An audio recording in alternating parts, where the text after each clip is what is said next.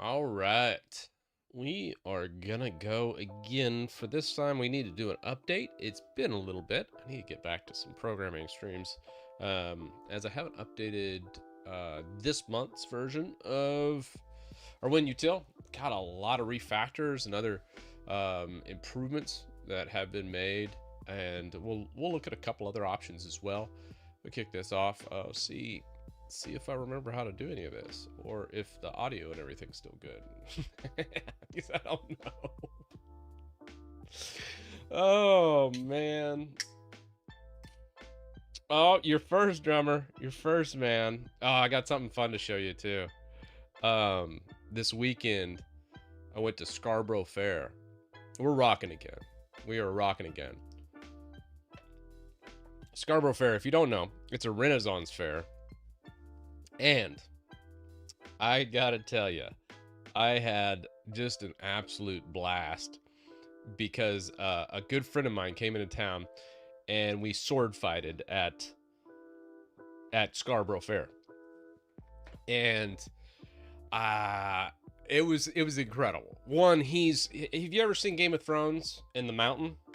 This guy's about 6'9", maybe 6'10", about 300 pounds. So rather large guy.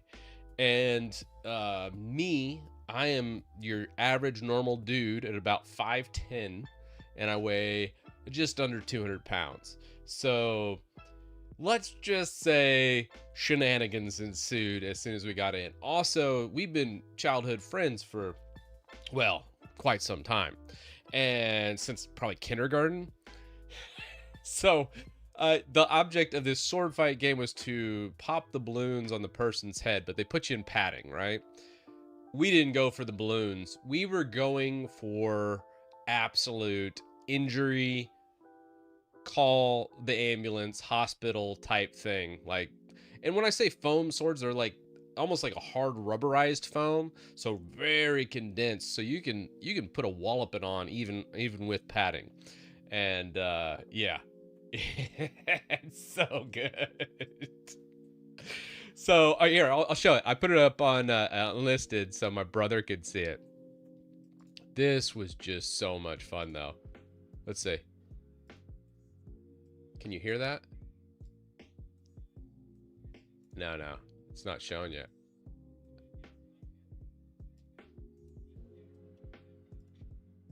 One second, I gotta get the sound up. You gotta have the sound. Fail at the sound here. Let me adjust this. I hadn't done anything in here for quite some time. Let's see. Okay, that's coming through optical. So I just gotta pull in the optical. What the hell is that? Optical inboard sound card. All right, one second. We're gonna get some sound in here.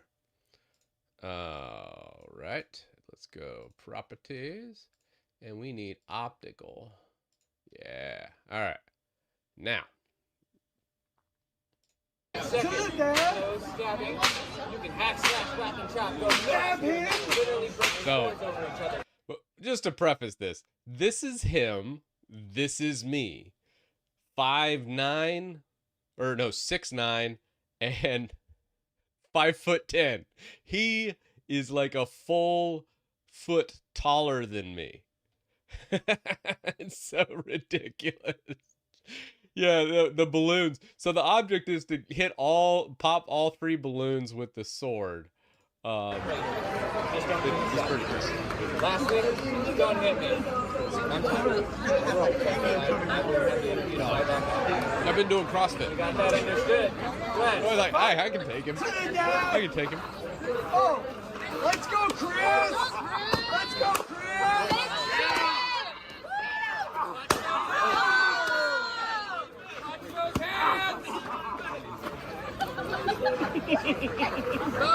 Kill him!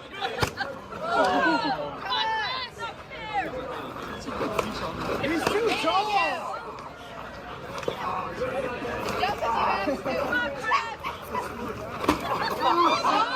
Oh! Knocked his helmet off.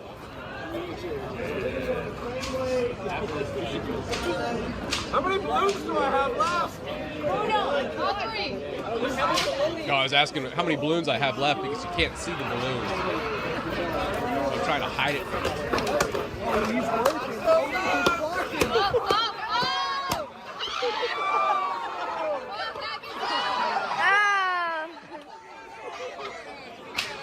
And right there, they say you shouldn't do this. You're supposed to hold one hand behind the back. I took that other hand and I overheaded him as soon as he dropped his sword. And I missed the balloon, but man, I connected right with his head. It was great.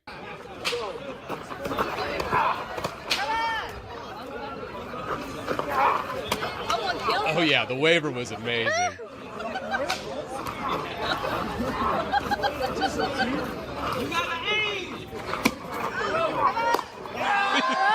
It's exhausting too. I ended up winning. I taking it home with the 3. Anyways, I wanted to show that. I thought that was a pretty fun one. I absolutely loved it. It's rigged. I paid him to take a dive. Anyways, yeah. Oh, it was so much fun. I absolutely loved it. It was such a blast. Oh man, I highly recommend it. It's like $10 a person to do it. So you pay 10, your buddy pays 10, and you can just go at it. I highly recommend the swords. When they hit you, they kind of hurt because they put on I think it's about 40 or 50 pounds of padding with the helmet, and the swords are very condensed foam, so you can actually hit them, and if you can just get them in like a soft spot, it kind of throws them off. Instead of aiming for the balloons like a lot of guys do, I think you just go for like a leg, and if it hits you in the leg, it hurts like hell. So you hit them there first, and then you go for the balloons. Gaming, how's it going? Oh man, it was such a blast. I actually got 3 vantage points because I was trying. Oh crap, I don't have this phone. I got the worst phone in the world. I got to do a YouTube video on it. And it's absolutely the worst phone I've ever had. And I've had some pretty bad phones, but I bought the biggest piece of crap phone you could possibly ever buy, and it just did not work practically at all. But anyways, during that fight, I had a lot of friends and family there, of course. So I got 3 full shots of the fight. So that was actually taken, the one you guys just saw was by an iPhone 14 by like an 11-year-old. And then I have a Google Pixel video of the fight at a different vantage point taken by my wife. And then the other vantage point was across the arena in vertical format with like a Samsung S23 or 24 or something. So I actually got all 3 raw videos from them. So I was going to put it in a video when I talk about the crappiest phone ever made, because originally I was going to have someone shoot it with my phone, but that phone that I got literally just doesn't do video, and it's just atrocious, and it couldn't call people. There's a lot of problems with that phone. But anyways, I don't know. I think it was like a Samsung S24. I don't even know if they call them Galaxies anymore. I'm so far out of that. So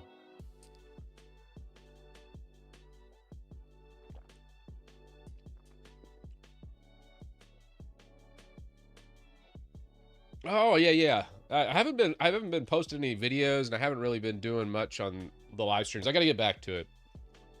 I'd like to tell you some really cool excuse, but I've just been lazy. I think everybody knows like the ebb and flow of me year to year, because I've been doing this 7 years now, and typically I'm like, and starting to burn out a little bit, and then I'll just take a break. And I don't want to make like some sensational YouTube video and be like, I'm quitting or whatever. So a lot of times I'm just like, I'm not really feeling it this month. I'm just gonna take a break. So then I just kind of disappear for like a month or so, and then I come back nice and recharged. And it's just like the cycle of content creation. And anytime I'm feeling like a little bit out of it, I'm just like, I'm gonna just do it. And that's kind of why I still have like a day job and other things, so I can do that, because to do like content creation full time, I think it's kind of a hard deal, because if you have to hit record or have to hit start streaming because your family depends on you to put food on the table, that's a rough gig, and I think that would really make my content a lot worse. So that's why I've always kind of avoided it, and why I've always kind of just done this as a fun hobby. And even more so, even when I was doing like a lot of videos, a lot of streams, it was still never, I was never dependent on it, which was nice. So, but I do appreciate everybody that donates, like gaming. I appreciate the subs, and everybody else that has contributed in the past. It all helps, and I still love it. And I appreciate all the chat and everything. Yeah, but now I'm quitting. So now I'm back. So it's just the cycle of life.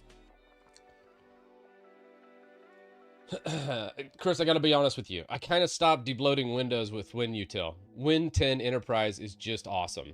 Yeah, LTSC is really incredible. Are you using LTSC or are you using Enterprise, Ahmed?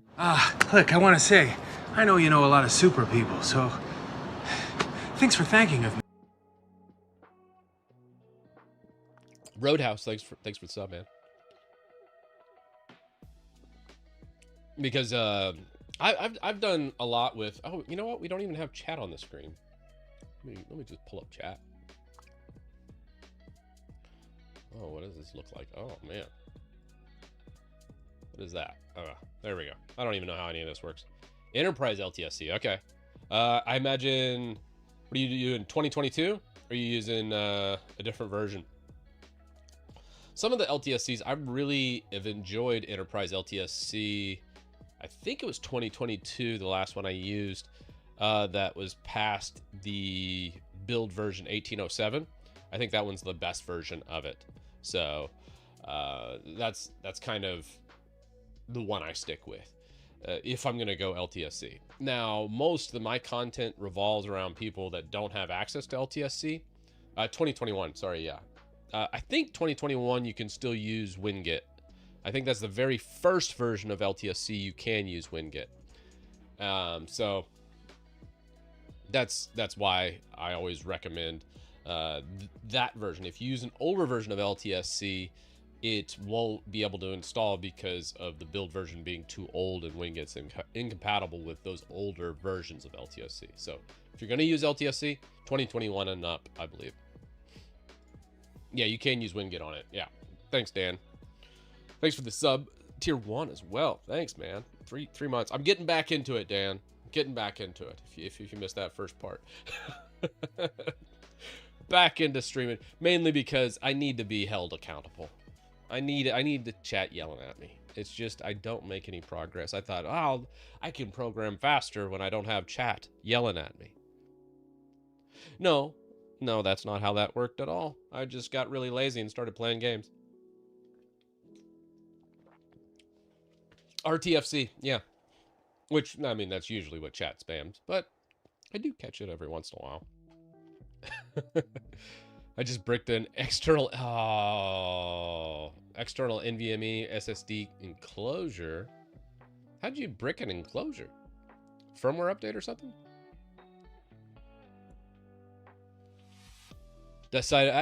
Zero. I decided to dual boot Win 11 Pro workstation with Zero Linux for single player games. I want to cheat because of cheating on Linux is not great. Okay, confession time on the cheating. I gotta show you something. Y'all are gonna appreciate this. We'll get into actually doing some stuff here in a second. Oh, wait, where's that? Okay, cool. Gotta log into this. Yeah. So, I got something fun. So this is kind of what I've been doing lately with tracking my programming, right? I've been lazy this past month, right? Well, let's just look at the last 30 days of Titus. How's it been? 60 hours of programming in those last 30 days. But you're gonna notice something. You're gonna probably notice something pretty damning in this 30 hours. Ugh. Vibe coding.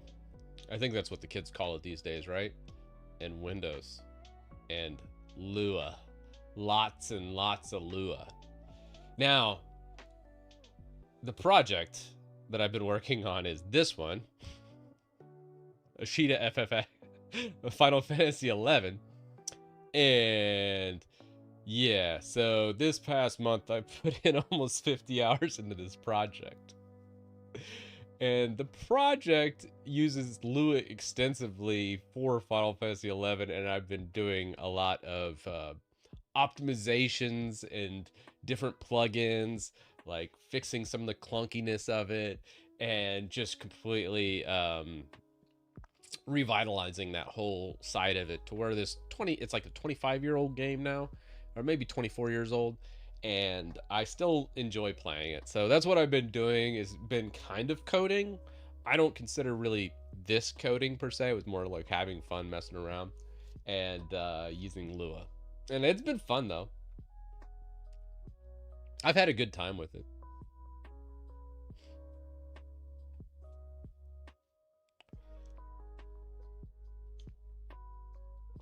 Advantages over Windows over Linux. Compatibility. That's the main issue. Linux doesn't have great compatibility with everything because everything's built for Windows in mind. But Linux covers most of the bases. Most games work pretty well. Some of the mods and modifications can be a little more difficult to do on Linux compared to the Windows counterpart, because most of those tools are meant for Windows in mind instead of Linux. But that is changing. Every year it gets better and better and better. So, you know, that's how it is. Ashita means tomorrow in Japanese. Ah, that's cool. Chris, do you have any exposure running hypervisors in TrueNAS Scale? No, not so much. At my work, we use TrueNAS Scale, but I don't really mess with it too much. You're still on Chrome. Yeah, I know. I should switch, but I'm like, I really just want something that works all the time. Although I have noticed the ad block has gotten considerably worse on Chrome, and I'm still probably not going to switch off Chrome. But what I'll probably end up doing is doing like a recursive DNS with like Pi-hole servers on it to block all ads. I hate ads. If you want to block ads, dude, go for it. I'm just totally with you. So I think really the DNS server with that, with a block list is really the way to go for ad block. The idea of putting it in the browser has always been a tried and true method, but it's getting less and less these days. Google's making it a lot more difficult for us. So I think really doing it at a DNS level is the preferred method these days, or just use Linux.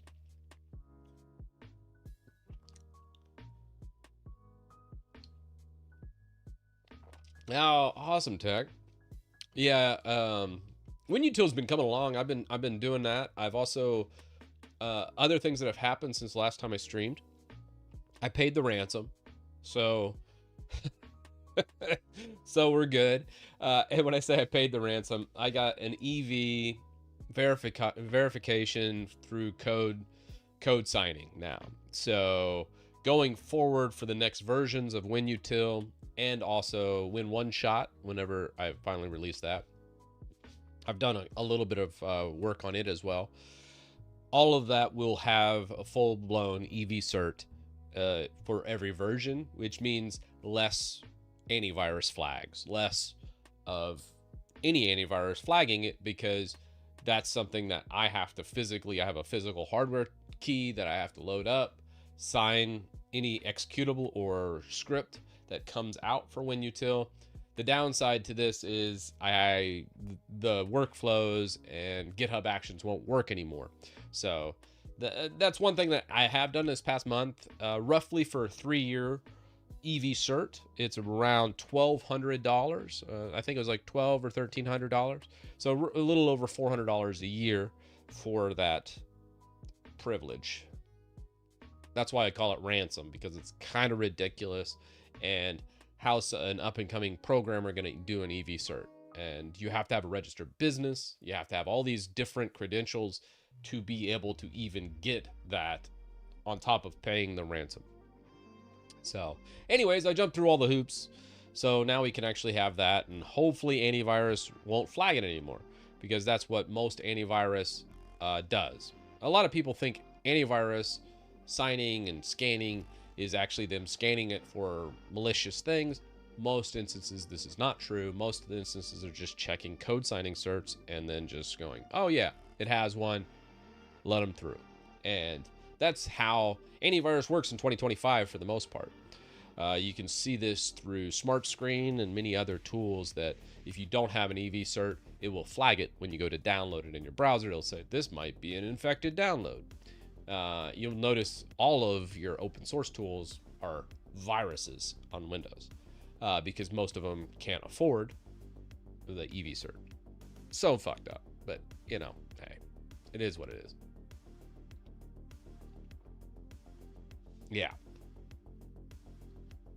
Yeah, and you also have that too. So yeah, it depends. Like, I still get false flags every week. I'll get an email about someone having an issue with WinUtil in a virus. Yeah, I mean, you get big enough, you're gonna deal with the government and regulations and other stuff. It's just not too much fun. Yeah, in the Chrome, I have been using, what is it, uBlock? What is this, uBlock? Yeah, so this is what I've been doing with Chrome, uBlock Origin Lite.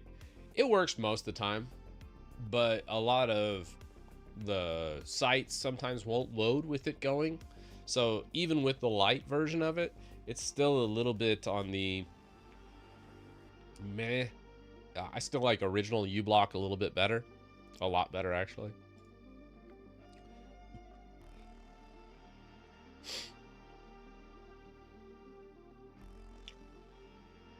Yeah, and that's the thing, is what does the average person think? I know most of us, most of us know what antivirus does, how that works, what is malware, what's not malware. But you got to remember, the average person, the average Joe, doesn't. And they want that green checkmark seal of approval from their antivirus. And we just have to deal with it, So, that's how things are set up. I hate it, but, maybe Linux will get enough population, enough mass to where Microsoft won't have a chokehold on the market. Every year it seems to be getting better, little by little, and Microsoft keeps doing shenanigans, such as 25H2. Here's a fun one. At 25H2, you're going to have recall. I made all those recall videos, what was it, last year? About, oh, they're going to incorporate recall, and everyone's like, no, it's just a stub service. It's not going to come to all systems. It's coming to all systems. Yeah, so then we also have the last video I did was 25H2 require Microsoft sign-ins. I forgot to mention this in the preview build. Recall just hit the insiders, so for all systems. And they said, don't worry, you're going to be able to turn it off. Notice the language. Turn it off is much different than removing it. So yes, our worst nightmare for us Windows users has come true, and recall is here, and it is here to stay.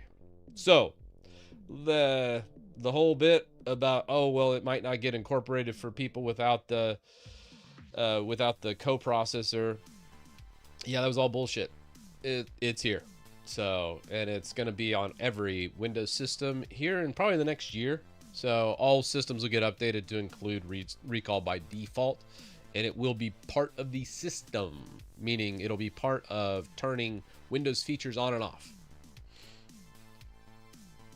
Yeah, it'll also come to Windows 10 as well. So don't be thinking you're safe on Windows 10. I've seen a lot of memes lately going, oh, I'm on Windows 10, Windows 11. The difference between Windows 10 and Windows 11 is very, very menial. meaning there's not very much difference between the two. One has like more VM security, Windows 11, but honestly it's more of a Hyper-V feature. There's very few little differences between 10 and 11. 11 has about 5 to 10 more processes usually, or services running in the background. It's a little bit slower, but 10 is not perfect either. All the new versions of 10 mirror a lot of these changes I'm talking about on 11. So you're going to still need to update Windows because it's just chock full of vulnerabilities. So if you don't want to update Windows and you're like, I'm going to just stay on my old version of 10, you can do that for about 2 years before you stop getting security updates. And then you're just incredibly vulnerable. So switch to Linux or conform. That's all you're going to have for options. I mean, I'll do my best to disable all this stuff, but I mean, it's pretty egregious. Yeah. Oh my God, there's still people. I got an email the other day. Someone was using Windows 7. And they're like, hey, can you help me out? I got this problem on Windows 7. I'm like, oh my God, please. Making my brain hurt just by that sentence. Yeah. Yeah. Yeah, I know. I'm like, God, guys, come on. I understand you like Windows, but you either deal with the bloat, the stuff that happens with Windows, and learn how to disable it, minimize your exposure, or you switch to Linux, or you switch to Mac. I mean, Mac is also an option. I do consider Mac better than Windows from a privacy or security standpoint. You got to deal with the walled garden of Mac, and it doesn't have any game support. So if that sounds okay to you, then go for it. Otherwise, you're going to go to Linux. That's the options. How many Linux hours are wasted trying to keep Windows relevant? Ooh, I don't know, man. I switch between them. I still go back and forth. You got to remember, Windows. I'm still much more at home in Windows than I am Linux, just because Windows I've dealt with for decades. So ever since 3.1 and DOS, I mean, I've been an avid user of Windows for very, very long time, and that hasn't changed. I've just used Linux a lot more in the past 7 years probably. I made the switch on the YouTube channel, and then since then I've just been kind of going at it. So, but I still use Windows quite often because I need to support people on Windows and developing like group policy and those types of things. I still like the base of Linux, and I like it from a productivity standpoint. So if I was just doing coding and nothing else, I would probably just do all Linux and just forget about everything else.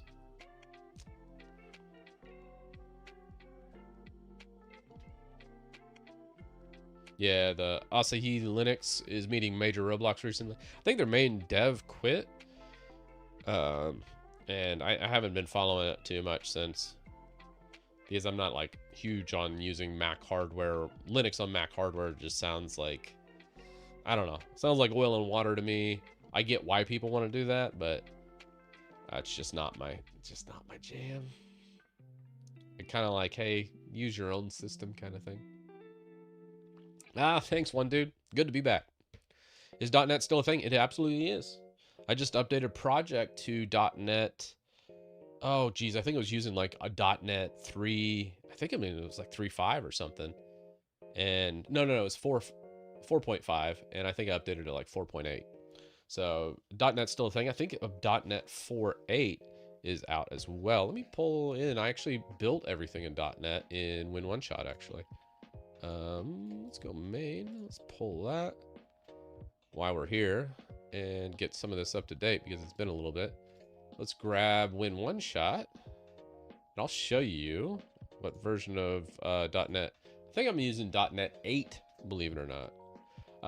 The whole objective for Win One Shot was to use all like C#, as I didn't want PowerShell causing any issues. So let's go Win One Shot. And we can pull in the project file. Yeah, we're using .NET 8, 8.0.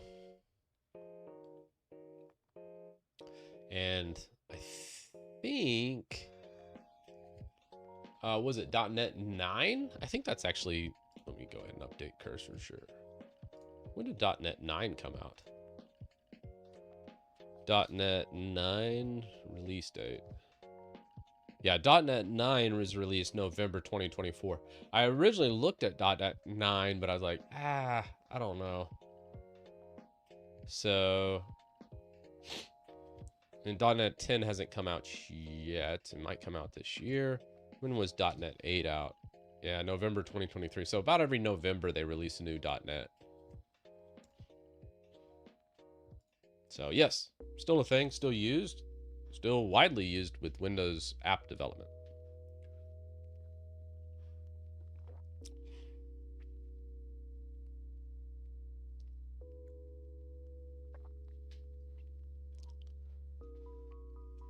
Cursor agents.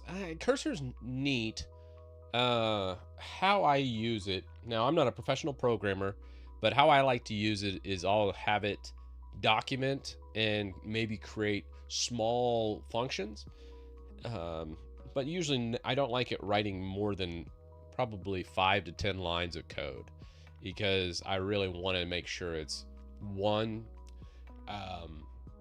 You hear a lot of AI slop, and a lot of that comes when people just accept all and just vibe code, so to speak, blindly. And then you end up with a lot of inconsistent code references because it's pulling examples from all these different projects that it's stolen from. And the thing is, you need to make sure that when you're getting any kind of AI code or AI assisted code, you are checking it to make sure it conforms to your project.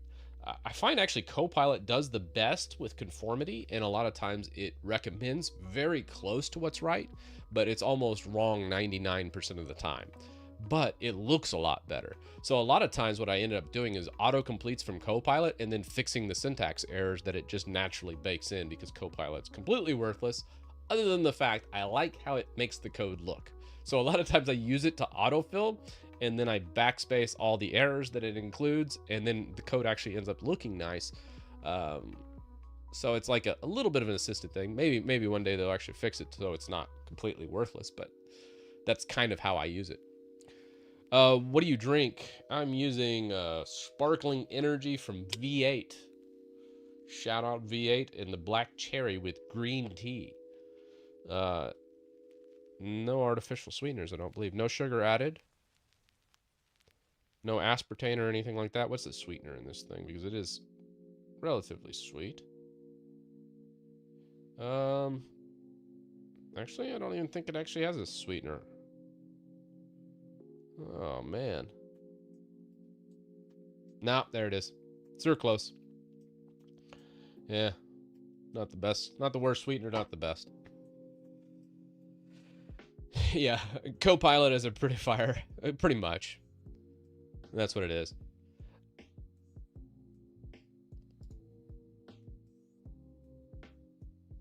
Yeah, I haven't really messed with a lot of new distros. Chris, is Mac worth the money? And if so, what hardware would you recommend if someone never owned one before and only has an iPhone? Gaming, what I would probably go for is a Mac Mini.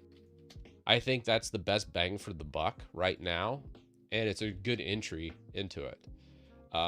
There are, let's see, yeah, $600 for the base model, and you can hook it up to your thing. You can have all that and just go.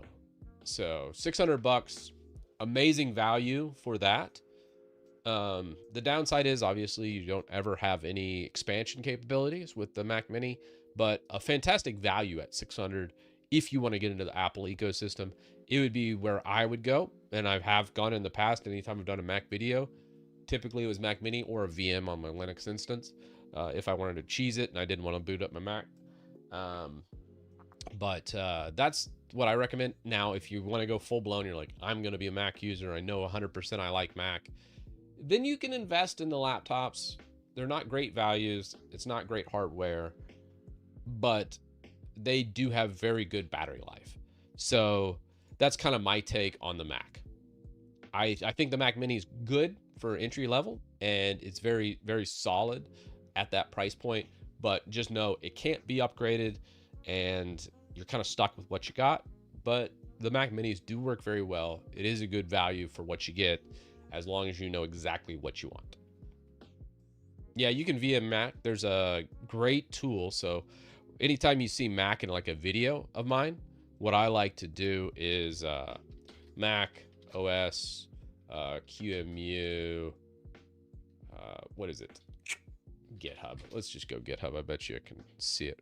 I think it's simple KVM actually. Is this still up to date?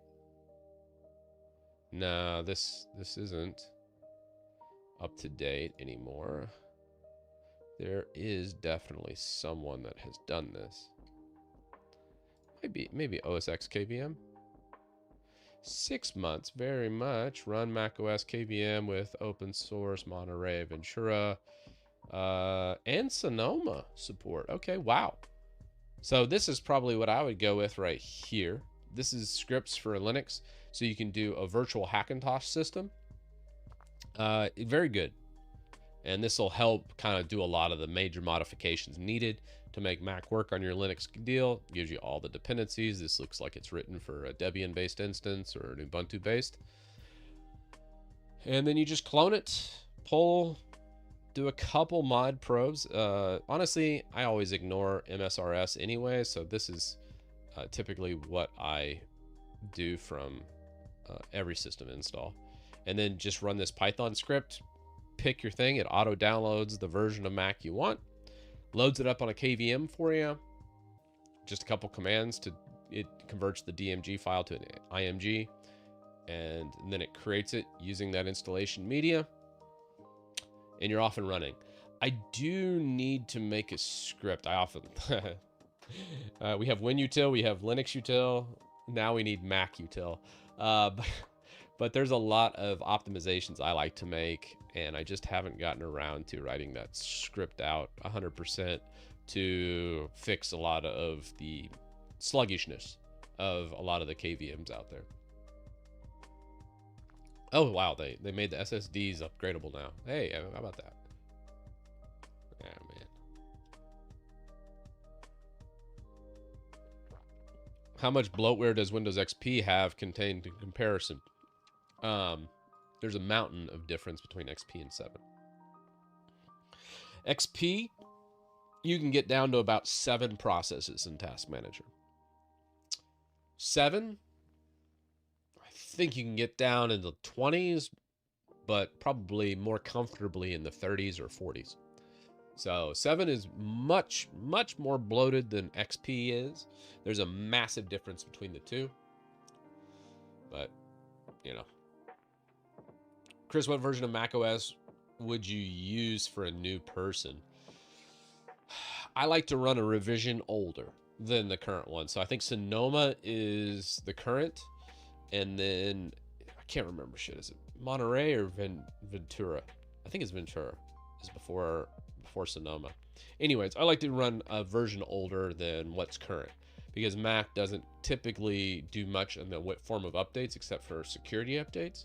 So same approach I take to Windows. Like if I'm running Windows professionally, I am never on the latest version. I don't want to be the guinea pig for all the crap that comes down the thing.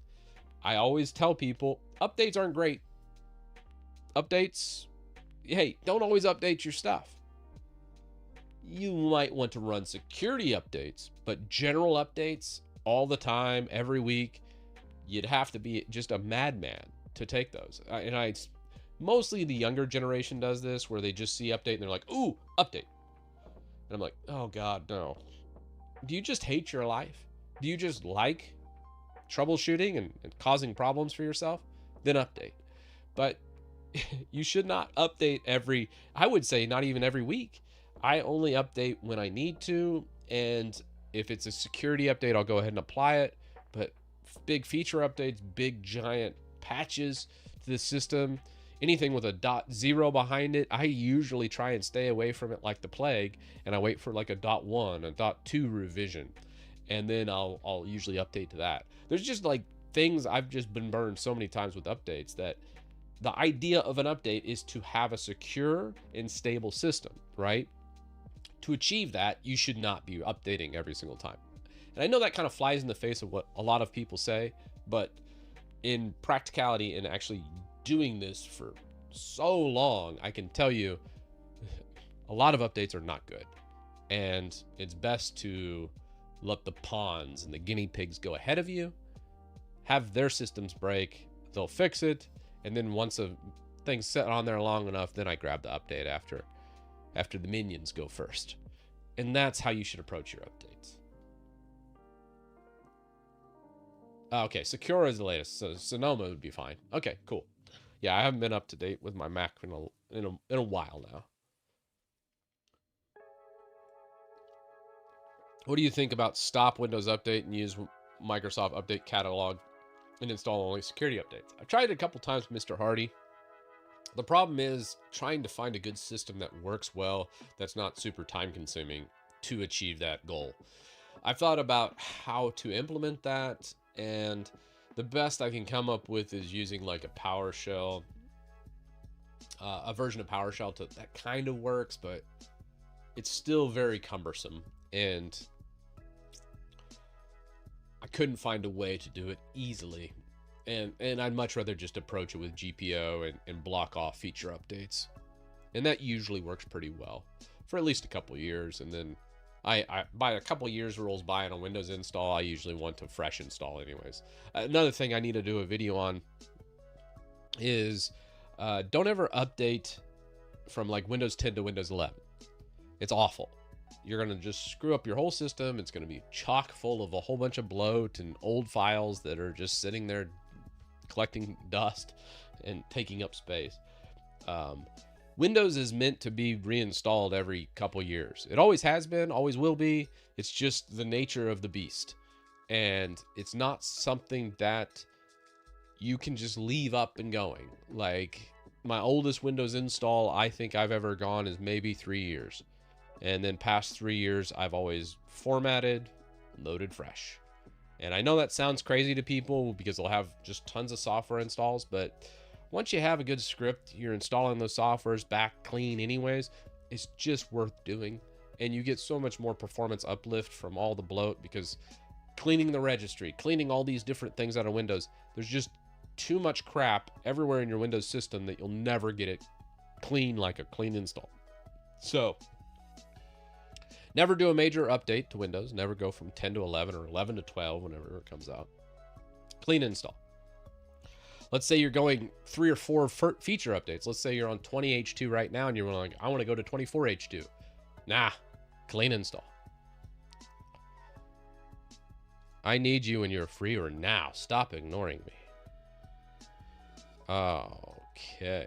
Well, I'm streaming right now, so probably later. Sorry, Caleb. I'll hit you up, man. I'll hit you up later. Do companies that run Windows 7 or older still get updates from Microsoft, or they still need to pay? They pay for what's called like an extended service. I believe that shut down in 2024, though. I don't know if the extended support is still active for Windows 7. So, yeah. I think the install process for Snappy Driver Origin isn't working anymore in WinUtil. Could be. I think I ran into problems with that as well. We'll try it out. Let's go through some pull requests, though. I've been yapping for 44 minutes, but it's been a little bit. I needed to catch up with everybody. In chat, so I was like, all right. Do I still have a chat button over here? Do I? No. I don't know what happened to the chat button. Oh, wait, no. Does that work? Oh, it does work. Hey. Yeah, it ended in 2023. Yeah, that's what I thought, coding. So yes, Windows 7 is not supported or updated anymore. Usually they do 3 years of an extended support cycle and then they say, hey, yeah, you got to update.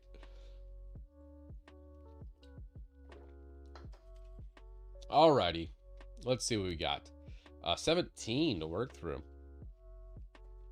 Create an invoke WinUtil interactive nerd font install. Oh, you know what? I think this is a problem with the Windows profile. Sometimes those stupid nerd fonts are hard to get going. Let's see what we got going on here. Probably it would be a vast improvement with whatever we're using. Mine wasn't nearly as this involved. Although this does look a little bit like AI slop. You can tell by all the comments. I don't hate it. But there's a lot of try and catches here. Probably needs to be more concise than this. It might work though. It's a lot of lines just to install some stuff. Let's first double check to make sure we're in a good spot to build and run. So let's I'm used to my window managers. All right. Don't got that on Windows. All right. Let's do a compile and we'll do a run. Make sure we're looking good.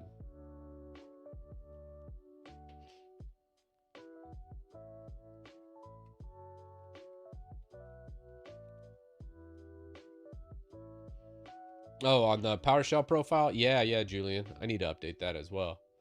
I've been out of it for a little bit. This looks good. All right, 414. Everything looks good here. Let's just do a standard tweak. Make sure everything is working as it should. I did notice that Edge moved a lot of the registry tweaks outside of the registry now. So I want to say setting Google as a default search engine is now not an option inside the registry for Edge. I think in the latest update to Windows, Edge changed this. So another fun thing. Yeah, I'm just doing normal dual boot now. GPU pass-through is cool and all. I think I still have a secondary GPU. Oh no, I do. I pulled it out. It's actually laying over here on this shelf. I just got tired of dealing with the pass-through. I might kick it back up again, but I don't know. I still like just straight dual boots. Because if I just need something quick in Windows, I don't mind just launching a VM. But if it's something that's a bit more like, hey, we're gonna do a lot of coding, a lot of different stuff, and it's all gonna be Windows based, I'd rather just boot into Windows and just get the full power of the system than whatever partitioned VM I've set up. So that's kind of my thought process these days, where I'm just like, dual boot's really not that bad, and it's so fast to boot that it's like, except for this system. Actually, it is a slower system.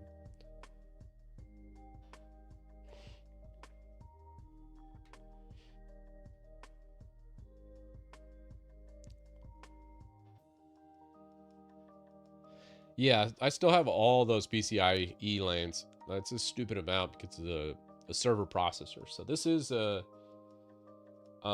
very beefy workstation. I don't even think you can call it a workstation though, because it is a Xeon with 16 cores, 32 threads, I think. Shoot, it's been so while. It's been so long. Let's see, what are we at? Yeah, that's 32. So it's a Xeon W5 3435X.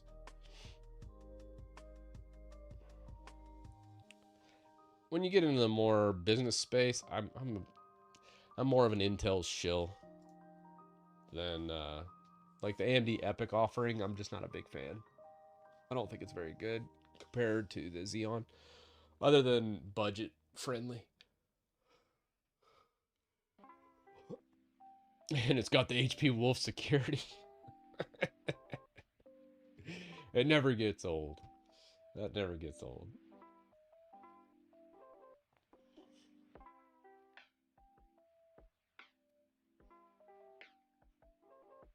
Yeah, and honestly, even if the beauty of like UEFI and EFI and all that is it's actually not so bad. And if you have to fix it, let's say Linux or Windows breaks the partition, I mean, I've gotten so good at fixing those partitions. It's so easy to, I can delete the entire partition, move it around, because it's not like the old days where you had to have the MBR partition right at the very beginning in the like the first 8, I think it's like sector 8 or something, or the very first sectors of the drive. With EFI, you can throw that EFI partition anywhere, and any modern PC will read that. So I never ever do a legacy boot or an MBR. Everything's EFI, and UEFI is just king. Any tips for a minimal Docker server? Well, I mean, a lot of my Docker stuff is actually just run off my Synology drive. So if you have like a TrueNAS scale drive, you can just run all Docker directly from that. I like that. Frankly, if I had to redo my entire setup, probably like a TrueNAS scale if I was going to build it all myself. If I just wanted to toss some money and just have a set it and forget it box, Synology is still a recommendation of mine, where it's not much power, but it's enough power for a lot of the stuff I use. And it has Docker built into it.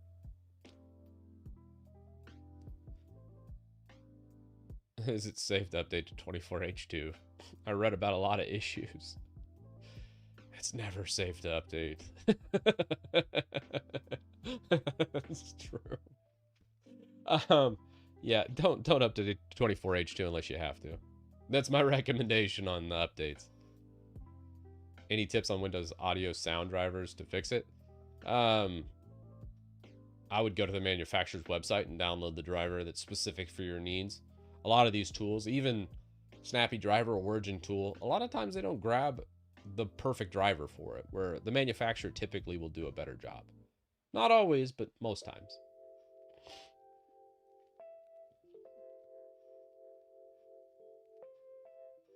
I kind of regret my decision buying the Qualcomm Snapdragon X Elite laptop.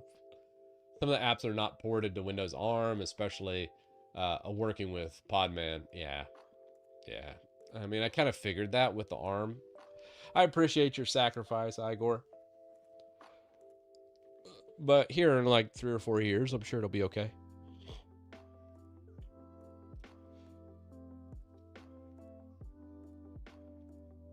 Dual booting on a 32-bit MBR only system is just impossible. Don't even try.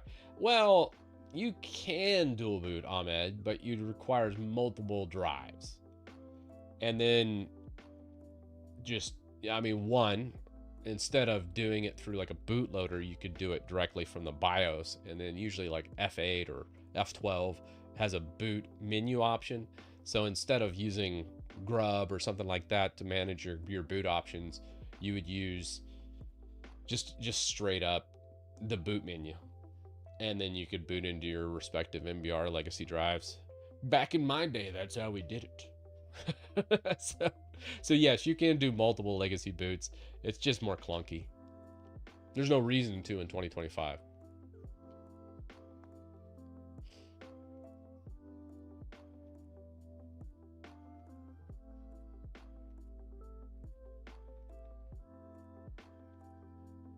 Yeah, I recommend just one drive per OS if you can. If you have to do multiple OSs on a singular drive, be prepared to be messing with the EFI partition, knowing how to wipe it out and rebuild it, and how to boot into your respective operating system of choice. You will have to maintain all that. And if you don't have pretty good knowledge with EFI, you're going to get burned and have a, well, I'm not going to say not bootable system, but you'll probably have a system that boots, but only into one operating system, with the other one like having no option to get there. So I always recommend it. A lot of people don't know this, but you don't have to use Grub. You can use Boot MGR, which is Windows Boot Manager, and add Linux as an option. So I know that sounds like blasphemy, but it's doable, and you can do it.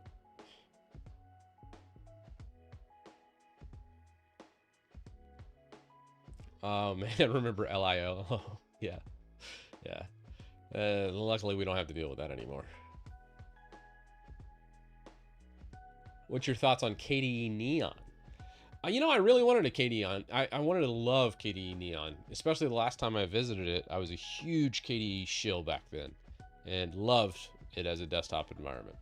KDE, I still say, is one of the best desktop environments for Linux. It's just I don't like very many desktop environments for Linux anymore. Having said that, KDE Neon is not a great operating system, and it's really meant for developers because it has like this tacked on package manager for updating the KDE stuff.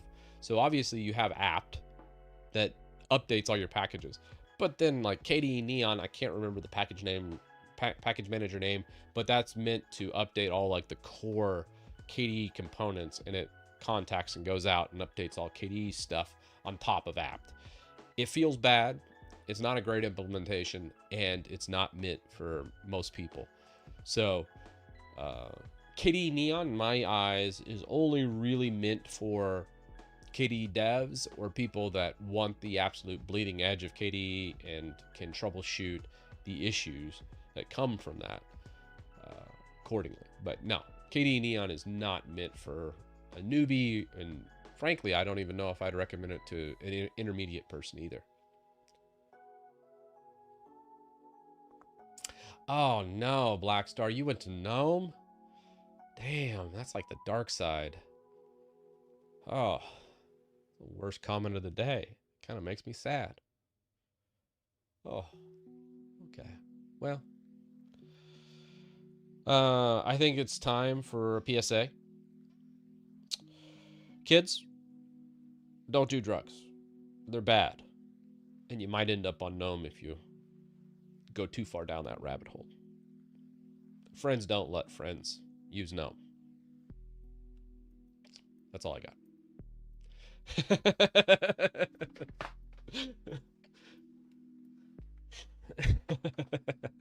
No, if Gnome's your thing, you go right ahead.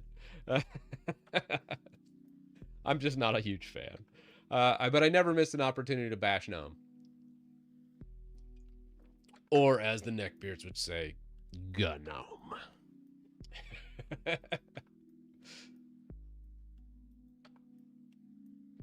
Dual boot. YOLO. Ooh. Oh no. I'm scared to click on that PSA. Let's see what we got. If you are going to install Windows, unplug all your hard drives if you can. It's a lot easier. If you're going to install Windows, just unplug all your HDs first. You know, that's actually a pretty good PSA. No joke. That is actually probably pretty good. Just unplug the drives. I forgot who mentioned that. If you are going to install Windows, unplug all your hard drives if you can. It's a lot easier. Just unplug the drives. I forgot who mentioned that. Just full stop though. I'm not wrong there. I still stand by that statement. I probably should have added a little bit tidbit on there, except for the drive you want to install Windows on, but you know, you get it. That's great. Did this finish? I think it finished. All right. Sweet. Zoran's okay, I guess. It's good for a beginner.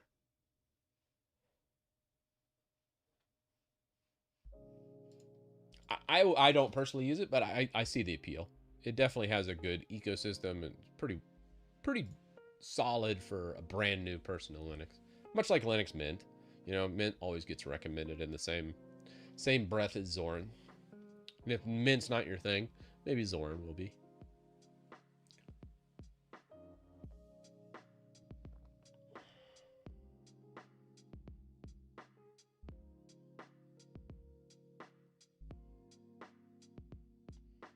All right, now let's get going on some of these pull requests. Where are we at? Oh, we were looking at this font pull request.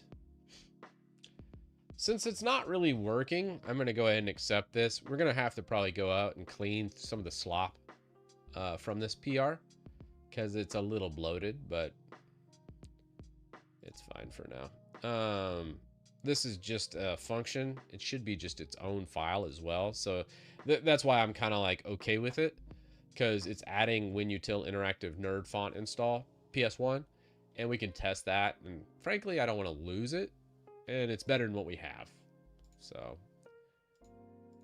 tech debt, that's a problem for Chris tomorrow. So let's go ahead and approve and move on.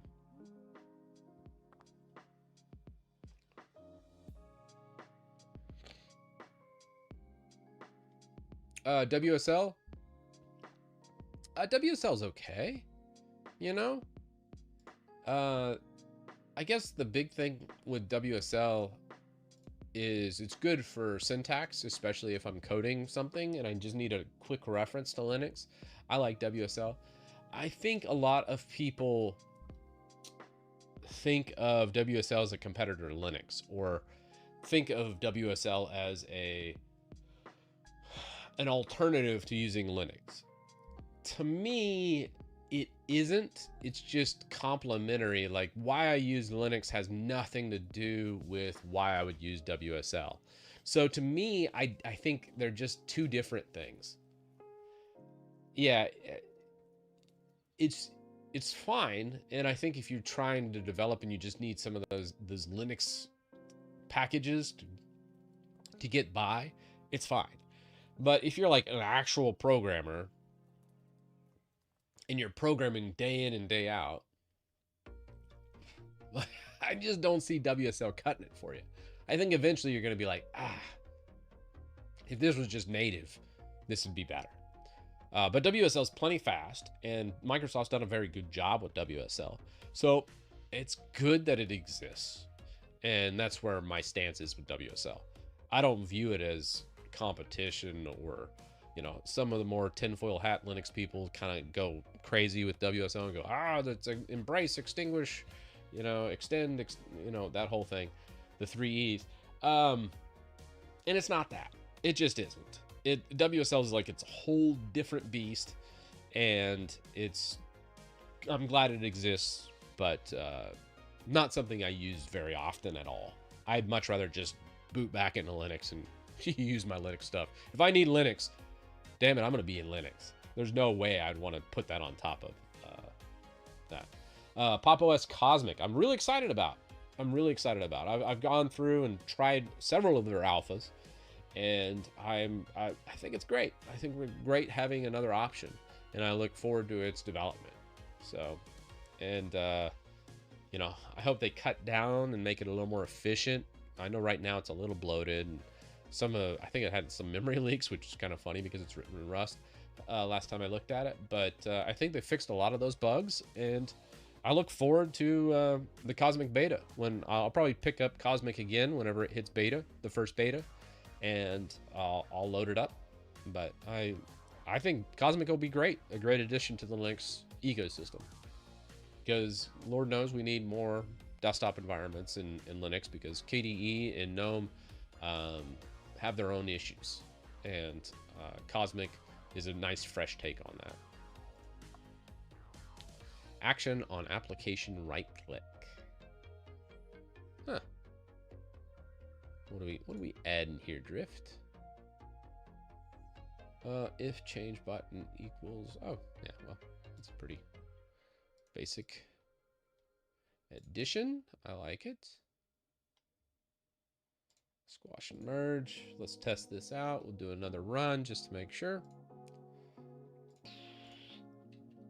Compile often. Test your PRs. Now, I could do a checkout, test the PR. Technically, that's the proper way to do this, but what's Facebook's motto? Move fast, break things. Oh, okay. That was the interactive nerd font. Export module member.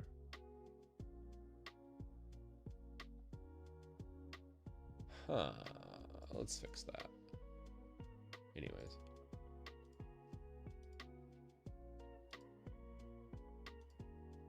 Oh, that's cool. So normally you do this, but if you do right click, it clears out all the apps. Well, that's a good little addition by Drift. Let's see what we got for module member.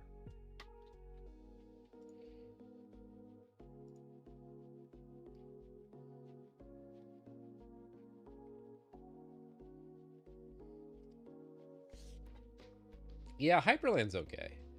I still use it on my laptop, actually. So out of all the places I installed Hyperland, the only place I still have it is my laptop, because I always am taking my laptop places, and Hyperland's implementation of detecting monitors is really amazing compared to Xorg.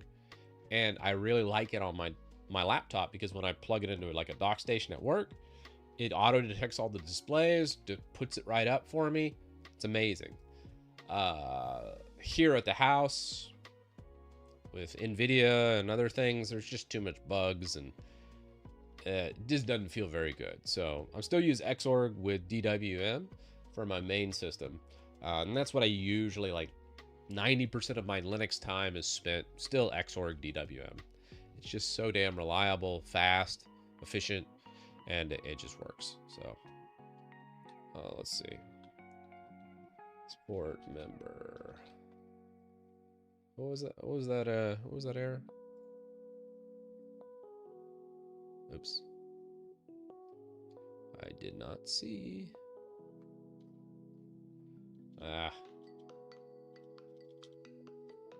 Let's just pull up that. Where did he put it? Where's that nerd font? Ah, right here. All right, let's look through here, debug this.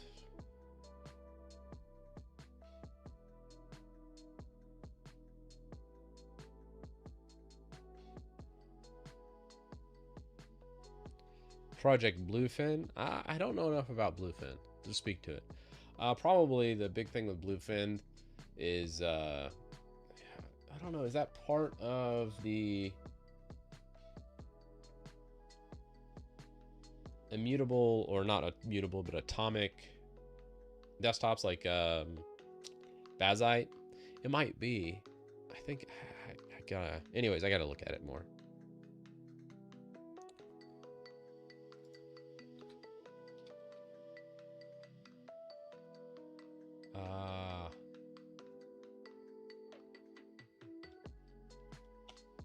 Yeah, I don't know why that export at the end there. See, this should be called. What's the call look like? No documentation at the top part here.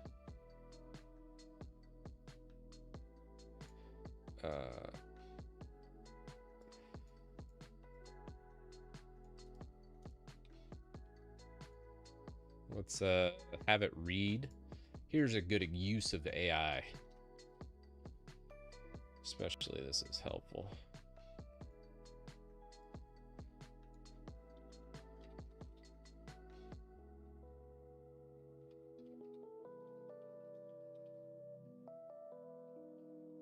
Nerd fonts for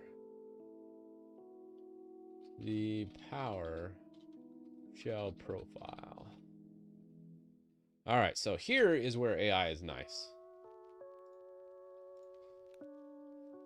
Expand the synopsis and make example documentation.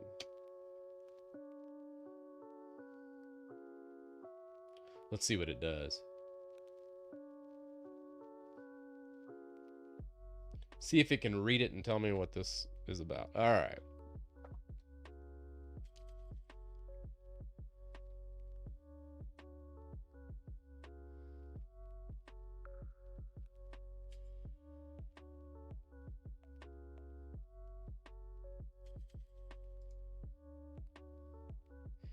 So this says you can use invoke nerd font name, fire a code.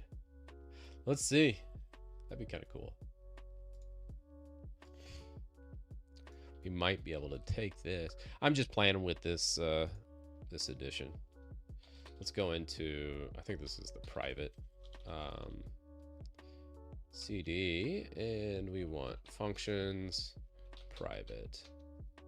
So what I want here, let's see if it can do it. All right, maybe invoke. Let's just try and invoke.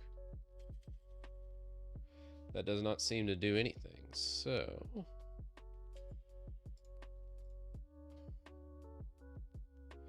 ugh.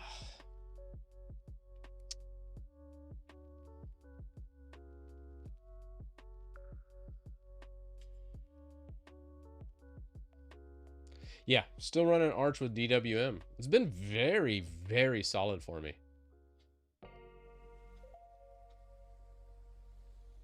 Uh, 171? What's that 171?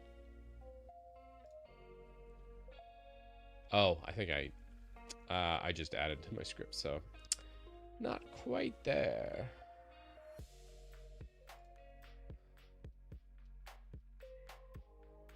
Huh.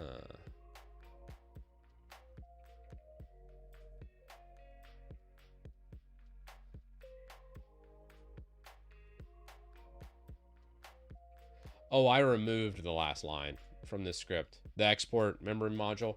I just wanted to try and run this function real fast just to see if I could get it to... So here's the function.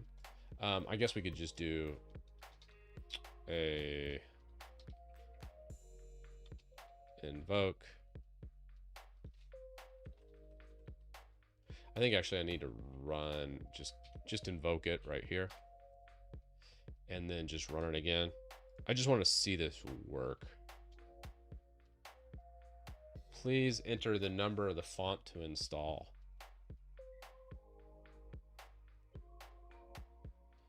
All right, let's quit that.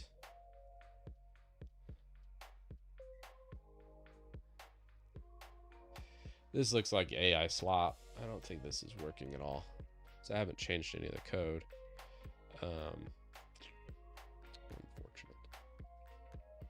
Let's try JetBrains Mono, right? Let's see if it can install this. I'm just doing testing on this real fast just to see.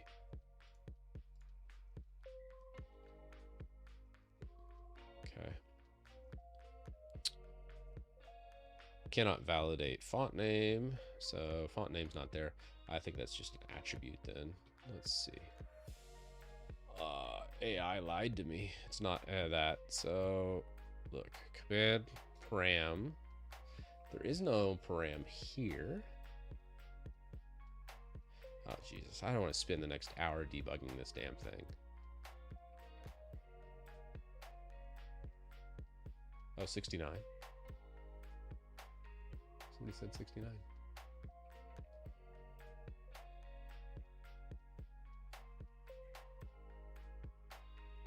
Okay. PB says he got one working. Yeah, we'll just, we're going to delete this. I would just want to try it out. That one just, not polished, not great. So we're just going to switch over to WinUtil. We're just going to delete this, commit, push. On to the next.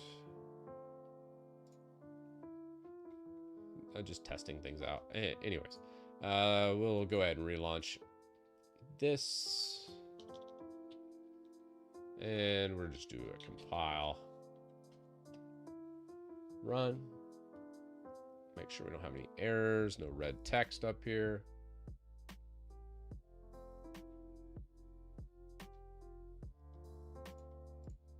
Cool.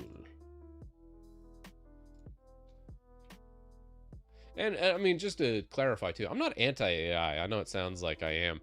I understand it enough to where I was like, hey, some things can be good that come from AI. Other times, not so much. But I find it's very good to kind of bullet point stuff and then just fix a few things that it always gets wrong. So AI can save time as long as you're not over reliant on it. A lot of people think you can just put a bunch of stuff together and just sit there and keep prompting it to make it right. And that's in my experience is never the case. I like it when I say, hey, write this function. It spits out 90% correct stuff. And then I just have to go through and fix the other 10%. And then I'm like, hey, that saved me a lot of time. And as long as what it put in there also is conformed to how everything else works in the program, that's a win-win.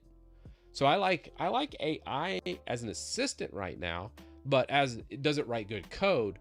No, the code always has errors. I've never actually had a prompt where I said, hey, write this function and had it work off the get-go. Now I've gone through the prompting and just prompted a whole bunch, but often it will ignore documentation. And if you're doing like, hey, look at this API, make sure you're using this API, it always ends up losing the syntax to reference like API calls and stuff for what you're trying to do. And then all of a sudden it just puts random shit in there. It's just, that's what happens. It's as long as you know that's what happens, just know AI can't fix itself. That's probably the biggest thing. All right. Oh, gee, what are we doing? Origin source. We're changing the main script. Nav doc panel. Nav doc panel. All right. It looks like we're just labeling these so there's a little more clarity.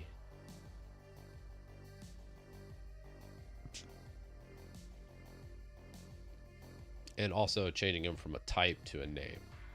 Let's prove this and merge it in, test it.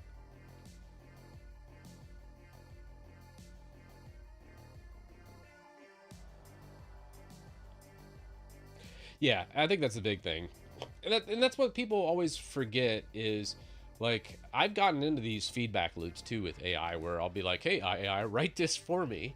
And then I'm like, oh, no, you didn't quite get it. You know, you're missing these 3 lines. Can you go back and fill it? Like, oh, you're absolutely right. My apologies. Here's the corrected code. And I'm like, no,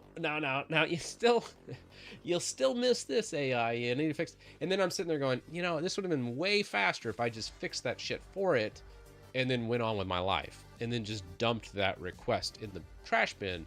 But it still would save me time from the initial spit out. And sometimes I really like to get ideas from AI where I'm like, oh, that's a really interesting take.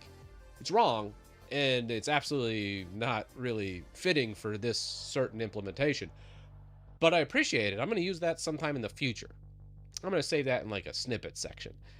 It's really cool for that. Just, you know, that's where like there's this like these 2 extreme camps right now, I think, in programming, where people are like, AI solves everything. You can just have it write everything for you. And that's not true. It's just... you might get something kind of functional, but you're probably going to have like duplicate functions. You're going to probably have half the damn program with functions that's never even called. So it's going to be like double bloated with just tons of tech debt and doing things just wacky. Eventually, maybe the prompt engineer will get it somewhat functional. And then there's the other side where people are like, everything has to be written from scratch, just as we've always done it, and it works great. And I'm like, yes, if you're really, really smart and you understand that and you've been programming for 20 years, that's probably true for you. But for most programmers, that's not totally true. And there's this nice happy medium ground I kind of sit in where I'm like, hey, it saves me a lot of time. It gives me a lot of ideas and I'm able to learn faster because of it. So I like AI for what it is, but it's neither of those for me. It just isn't. Yeah. If you're saying, hey, instead of how do I print out this command, and you're like, hey, do a print command for me in the proper syntax, you might not learn that syntax. Or maybe you do. I don't know. I just find it very easy and also a big time saver. So I like it.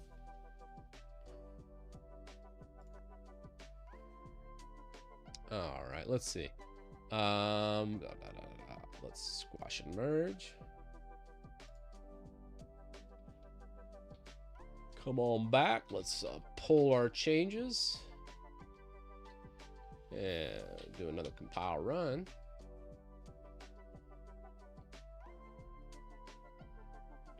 Like the new UI changes. Good to hear, Fire. Fish, I do want to make one change here, actually. So we have compact and expanded view. A lot of people keep asking for the checkboxes back because they're like, oh, I don't like this, and having to go through each one and ticking it. And I'm like, oh, well, you got to hit compact view, and then you can do that. So then you can just select what you want, and you can see the selected apps here, and then just hit install. I think making it compact view by default would be advantageous. I think most people would appreciate that. So we probably do need to change that while we're here. OGs is good too. So that was solid. Good job. I always know. Yeah, a lot of people always critique me like, why are you always accepting PRs from like Coding Wonders, Martin, and Drift User and OG? And I'm like, because they've done like dozens of PRs, and more than dozens. Hell, some of them have done like 40, 50 PRs now. And they're usually really, really good, and they're very concise and to the point, and they're not making a ton of changes. That's why I usually always accept their PRs, because they're good PRs. So if you want an accepted PR, write like them. that's my I've seen that. I had someone make a snide comment. I think it was like in a GitHub issue about that. I was like, well, don't just give me regurgitated generated AI slop that adds like 100 lines of code that doesn't even fix the problem that you're submitting the PR for. You know, make a good PR, make it concise. Hey, here's this variable that was wrong that needed to be changed to this, and then it's gonna work. It'll get accepted every time. I guarantee it. So yeah, get good. That's all I'm saying. And I do appreciate, like, even if you do get a denied PR, don't take it personal. You know, sometimes code is good, and other times it isn't. But even with good code, sometimes it just doesn't align with the vision of the project, and it just doesn't really fit. And I've had to deny good code too, so, you know. By now, the folks you mentioned just basically own WinUtil. It's true, Dan. That's the beauty of open source. The shots fired. Sometimes code's good, and sometimes Titus writes code. Actually, it's a little bit of a joke, but also, you're not wrong. I think Martin's going back through. So I actually redid Windows Repair a while back, and I think I left it in a broken state. And this is Martin going back through and fixing my code, which we will get to that. And this is totally my bad, because I remember I redid this entire thing. And he was redoing the system repair, and I want to say, yeah, and he's getting rid of this guy. We had it in 2 spots, and he redid it all, making it more streamlined. I bet you this works so much better now. I'm not afraid to admit it. Martin is a better programmer than me. I know. I'm saying it out loud.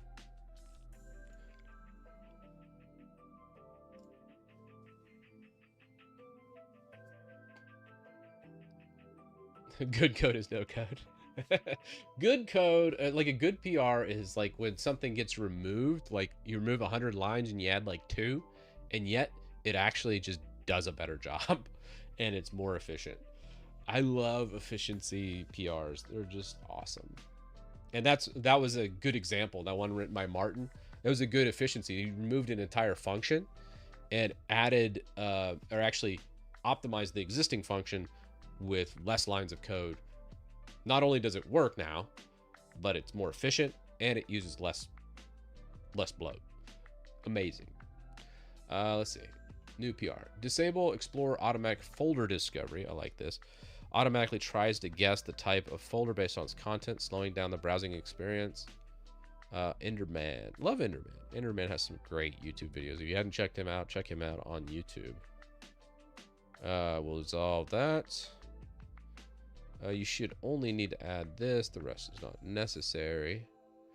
Nope. You need to do more than the one key. Pictures and general items. Understood. Probably expand this. Oh, yeah, I did comment on this. Does not need to be restarted for the patch to be applied. Okay, great. I looked at this in the past and just made a quick comment. So this is just adding to the tweaks.json. I don't anticipate any other files touched in this. It's adding a couple different variables, bags, MRI, MRU, remove existing folder. I wonder why he did it in a variable and not just the straight path.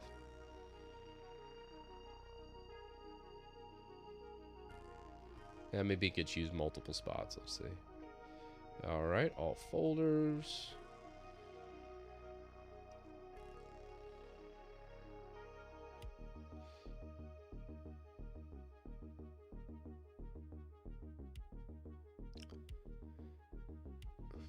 Okay.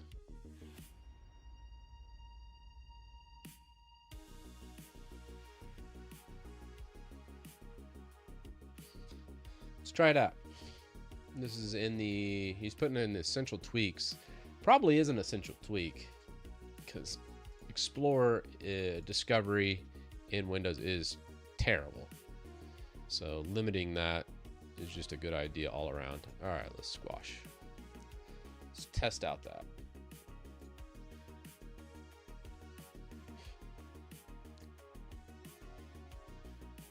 Yeah, I do not want to see Linus Torvalds looking at Chris code. I could only imagine. Me submitting kernel code? I don't think so. I don't think that's going to be a thing. Ah, thanks, Cold Toast. Appreciate you, man.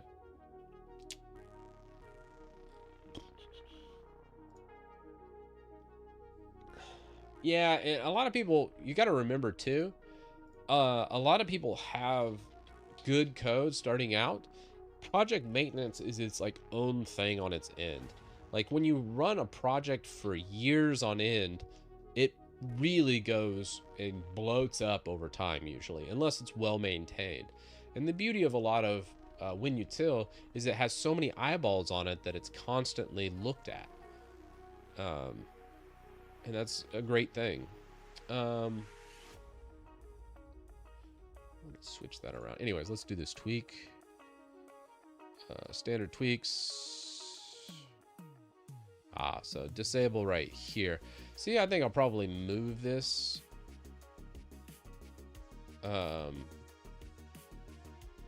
Clean that up a little bit, change its positioning. Very good PR though. I like it. Let's go tweaks. Explore. Automatic. There we go. We'll go caps for all these. And where we got? Disable.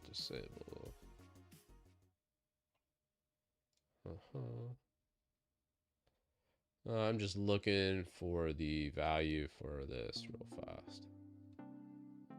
Show extension, taskbar search.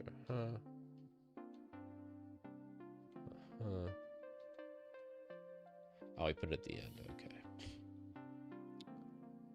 All right. Customize preferences.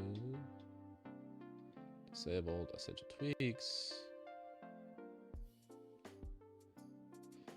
We're gonna go with A005 for the order.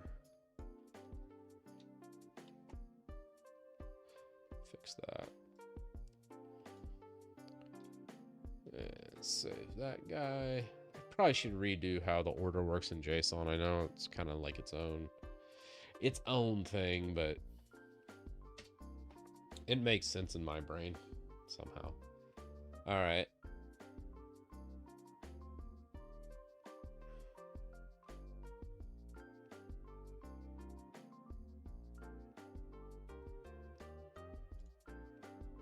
So now properly categorized. I wanted it kind of under the disable up here. You'll see it's still not selected under the stand-on tweaks. Let's go ahead and run those tweaks. All right. That's tweaked out. All right, great. It's tweaked out. All right, let's go into when you till. Let's look at our log. Do I not have a log spit out here? Shoot. I think I might have put that somewhere else. Yeah. Oh well. Note to self, redo my log a little bit. Anywho, let's open up Window Explorer. It's good. Yeah. Let's log out, log back in.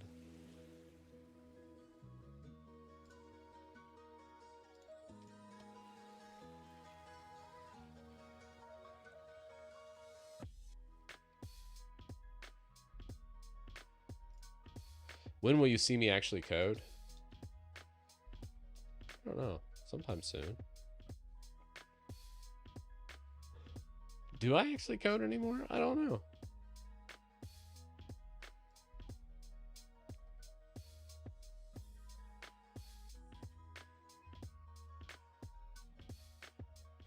All right, so that's fixed. Let's go ahead and submit this small update to that.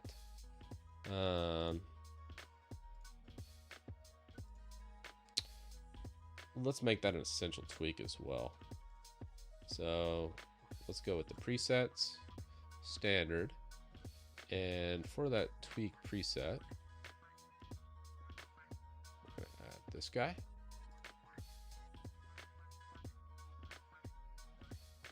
We'll just add that guy right there. Let's not forget that comma. So those standard tweaks will have that. Do we want to put it in minimal too? I feel like that's probably a good minimal tweak. Because that as well is good. All right, great. We're going to just update preset to include that tweak.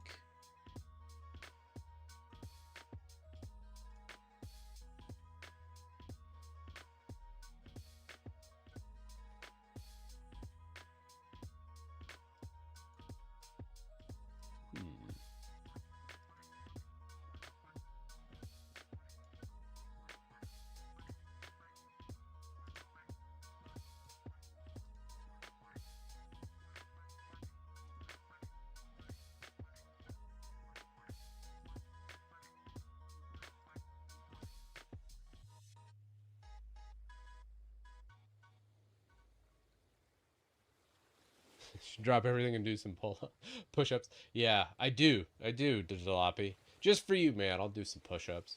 How many push-ups should I do? I could use some push-ups. Here, I'll enable the push-up redemption. We're gonna have to cap it though. At least 100. Okay. I'll cap it at 100. If there's still people in chat alive, you guys can do redemptions. Now, you gotta add the push-up redemptions here in here somewhere. Anybody know how to do a Twitch channel? Because I forget where I put that. I think it's community. Roles? Nope. Ah, viewer rewards, power-ups, manage.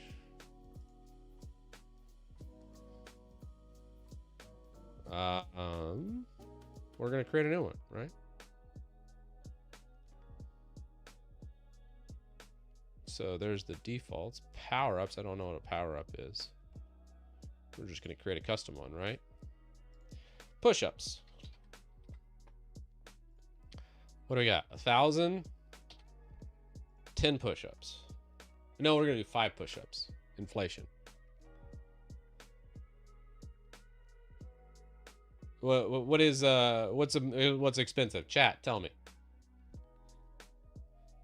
Is 1,000 okay, or is it too expensive, or not expensive enough?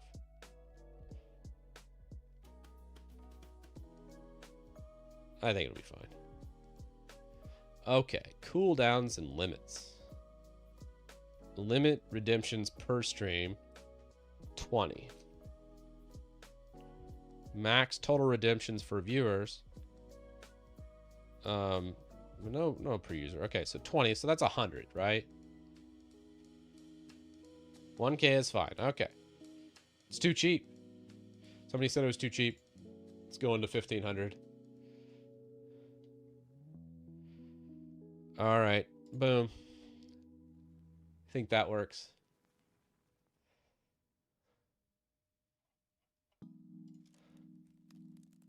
So let's go back to home. No, stream manager, right? Oh, okay. So that's 10. That was too cheap. Holy shit.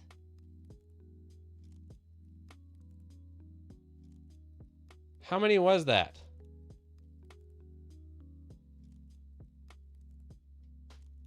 There's got to be a redemption queue. Holy shit. Should have thought that one through, huh? Okay. We're going to have to make my fonts nice, a little smaller.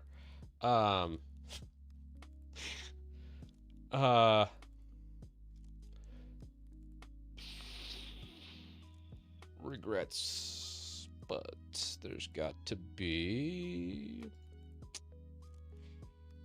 edit. Let's add, and then there's rewards queue. Here's I knew there's something. Nice. Save. Okay, there we go. Now we got a rewards queue, and then I think I can just push that right here, and then we know. Let's see how much I'm feeling. I guess. What do we got?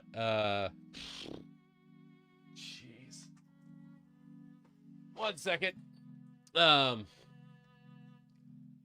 am I gonna do this? All right, got a little podcast set up here. That's all right. We got this. We got to get chat on the screen now. Green screen, stream by chat. Let's copy this. Yeah. It'd be funny if I just went offline. That's great. All planned. All right. What do we got? I'll just do it on top of this box.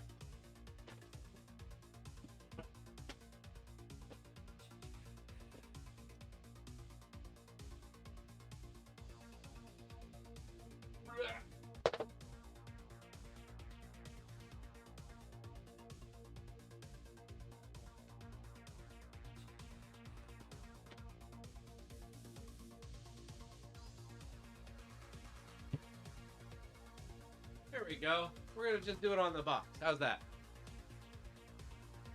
It's the casting couch. It's casting couch. You got it. All right. Let's see how many you got.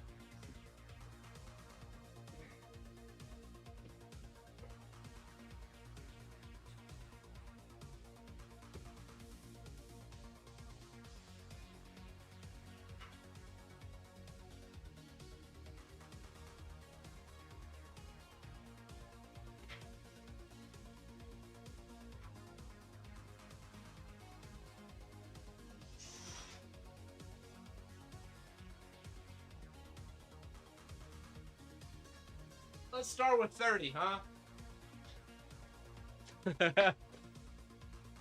Were my legs not straight? Oh, I was 29. All right, I'm missing one. All right. Let's go again. Oh my gosh. You guys are trying to kill me. All right.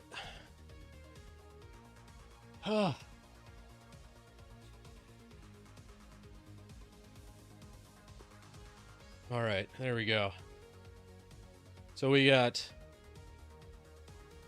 71 more to go. Oh, holy hell. All right. It's gonna be a lot. Y'all are trying to kill me. Let's go.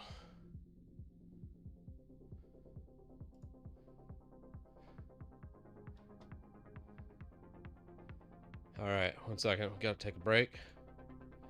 At least give me a minute or two. Oh, lordy.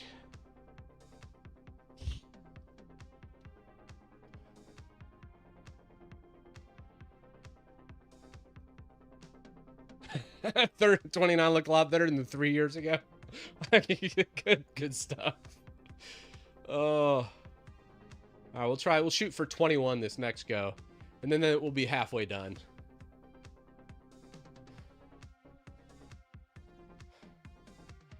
Yeah, I gotta change that price.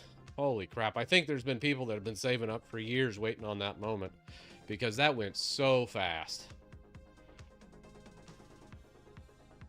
New default time for live streams? Yeah, I just saw it and I started a little early today.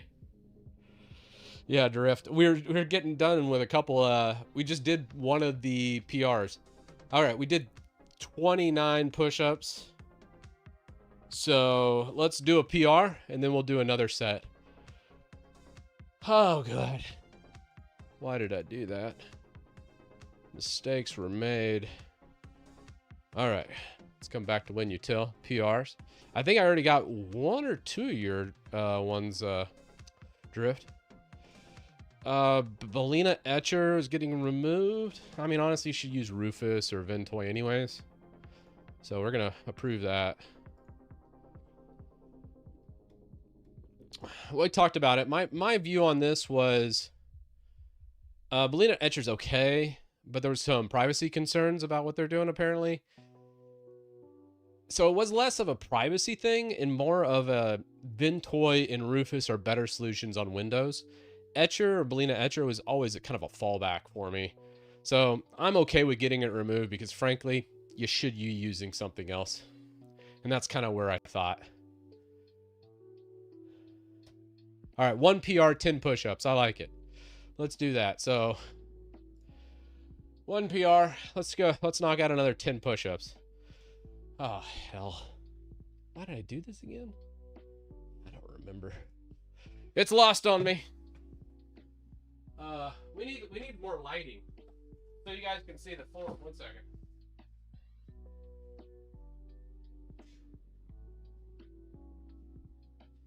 There we go. Ah, so bright in here now.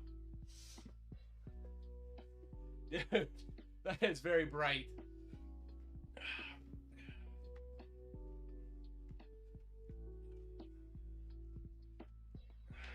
I'm just gonna do 21.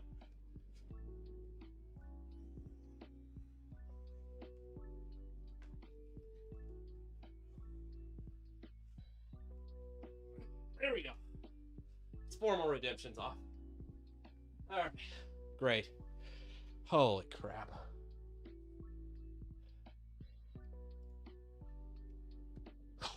All right. I'm turning red now.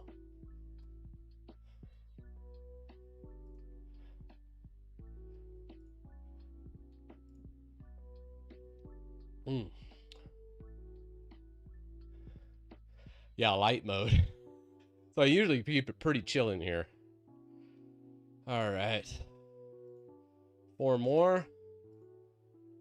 Wait, how many pull-ups did it do? Okay. That looks about right. Good night, y'all. All right, so we're at 50. All right, another one. We're gonna go down to 10 per pull-up request or PR. Oh, disable news and interest. This is something I've been meaning to tackle. Oh, I like it. News and interest is just awful. This is here. Good ordering. It is essential. This will go into minimal and also standard tweaks as well. We're gonna approve this.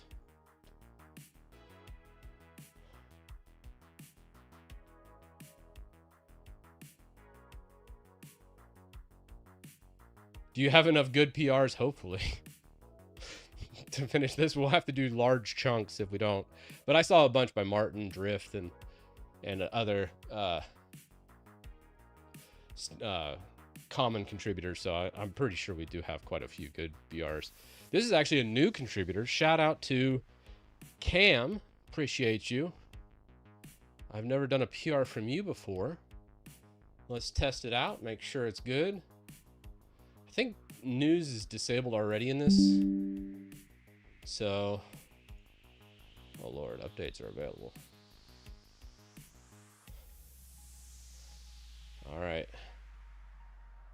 If this gets more people to do PRs, we'll I'll do push-ups all day. I don't care. All right.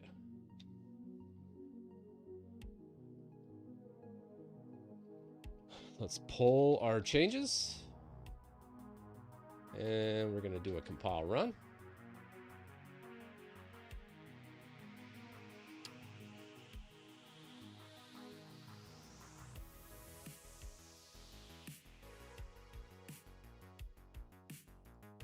Careful what you wish for. True. True. I think my workout of the day is a bunch of push-ups later anyways. Be a good warm-up. News and interest in taskbar. Let's run those tweaks. It's a pretty simple tweak though. So looking for that. And then it sets enable feeds to 0.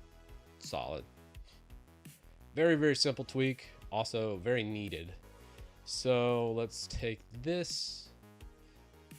One thing I did want to check really fast is under tweaks.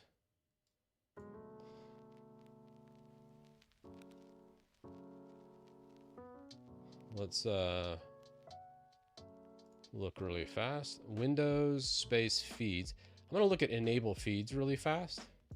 See, I don't want any duplicates hitting here as well. So enable feeds right there. It is also right here as well. So this was actually already done under, I want to say it's telemetry.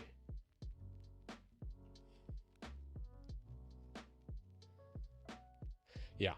So this is actually still considered telemetry. Was there anything else to this? Yeah. So this was actually already done in telemetry. Yeah. Because I was about to say that's something I would probably do anyways. Original value looks off though.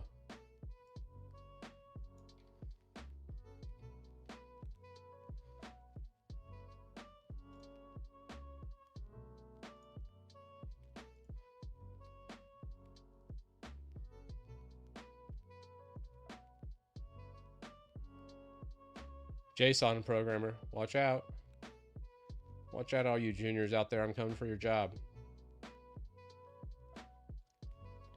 See the other project similar to yours with the Windows 10 debloat client? I have not.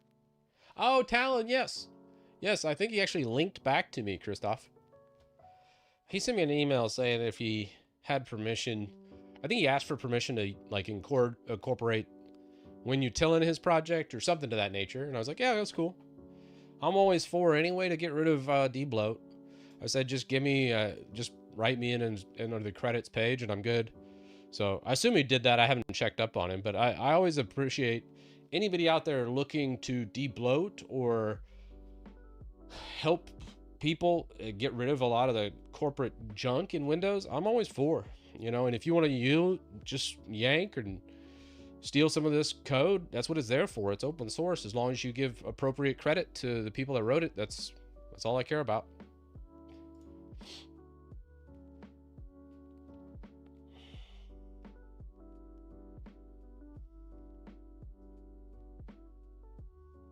Anybody who can boost your ego, that's right. It's massive ego. Anyways, this was cool, but we are actually already doing it. So it's technically already done, so we're gonna just delete that. Appreciate it though. Just not really needed because it's already being done in telemetry. Okay, moving on. So that one didn't count. All right, let's do 10. We're just gonna do 10 on that one. All right, 10 more.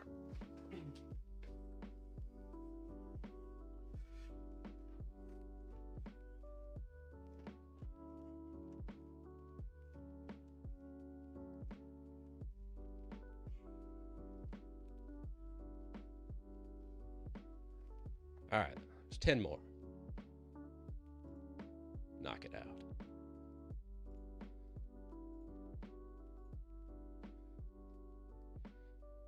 $40 to go. Next PR. I'm regretting not having water. 1 second. I gotta get some water.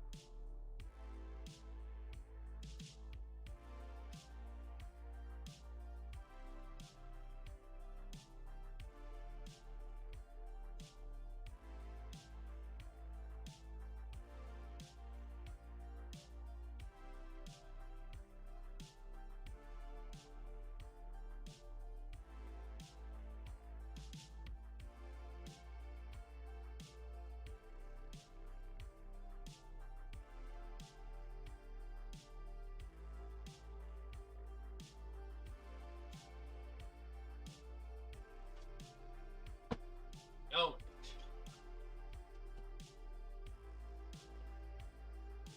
Oh my God. There we go.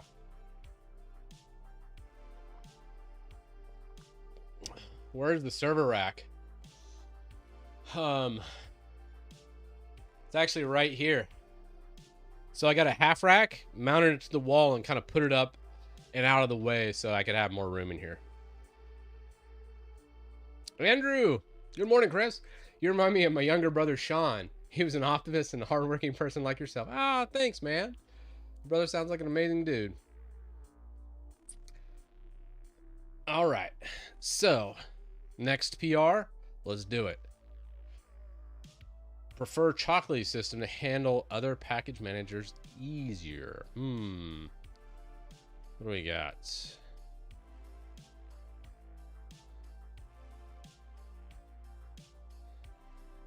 Martin was looking at it.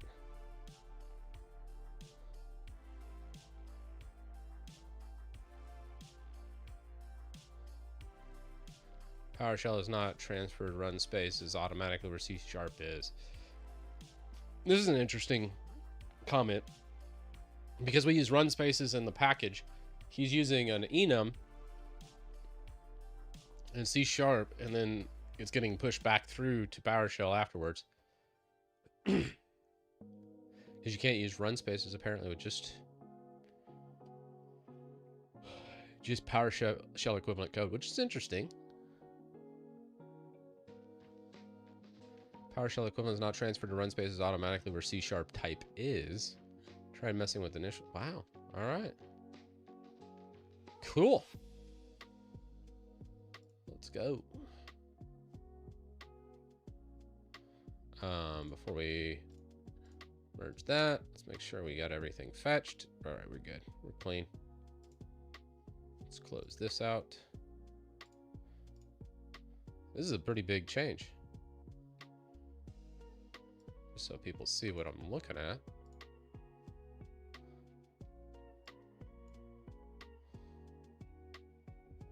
Oh, that didn't really help, does it? Anyway.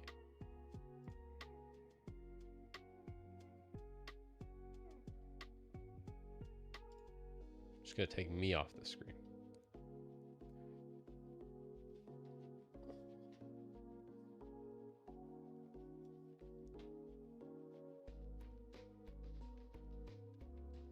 So changing the preference here, this looks like, so he's adding 2 new private functions, WinUtil select packages and also set package manager preference. These are all 2 brand new files that are getting added. Pretty succinct, only about 50 lines in each one, so not bad. And then on the import here, it looks like he's changing the variables for prefer Cocoa to manage preference. And a basic switch command instead of a nested if, which is good. Now he's removing all of these under the WPF install. Much more efficient, it looks like, as long as it works. And the uninstall. And then pushing it through the run space. Invoke run space, okay. Wow, that looks really incredible, actually. Does it work is the question. If it does, that's going to be kind of a big deal. It's much more efficient. Let's see.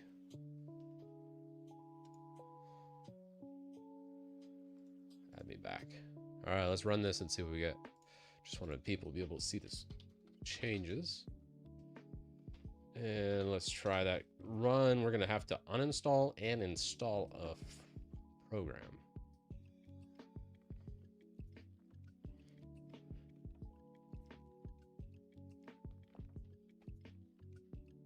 Another thing I want to do is code compact view by default instead of expanded view. What do I want to install? Let's install. What are we feeling?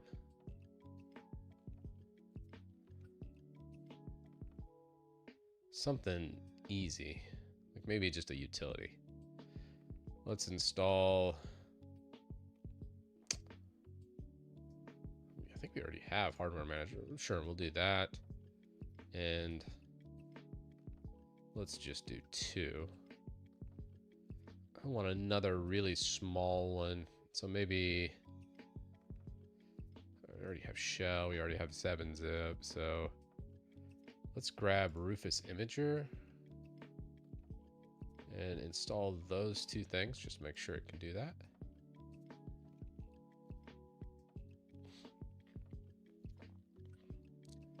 So it looks like it's preferring chocolatey by defaults now instead of WinGet.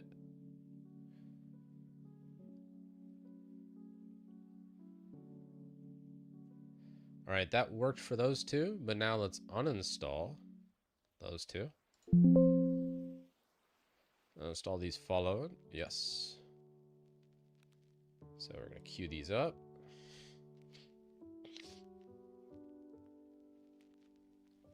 Yeah, Dan, I think compact's a little bit better for most people. It's nice to have expanded there when needed. All right, those worked. Now we're going to do the same install with WinGet. Install. Queuing these up.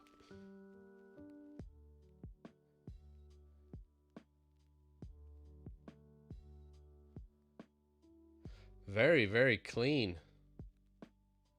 That's a great PR. And then let's uninstall.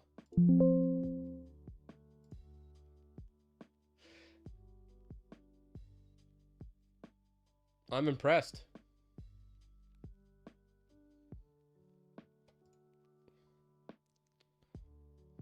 Nice. All right. So this did default over to chocolatey. Let's look at that for the preset for it. And that's probably going to be under the new private manage. Where is that? I believe it was manage package preference added.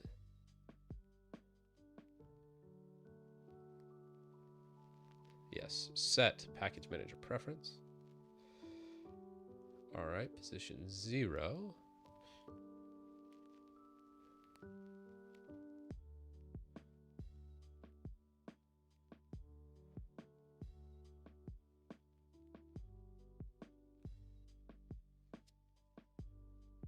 It also persists the preference across when util restarts via the preference INI. Reads from preference INI if nothing was set. Interesting. It's pretty cool. But the defaults aren't done here. It's actually getting called from an earlier file, it looks like.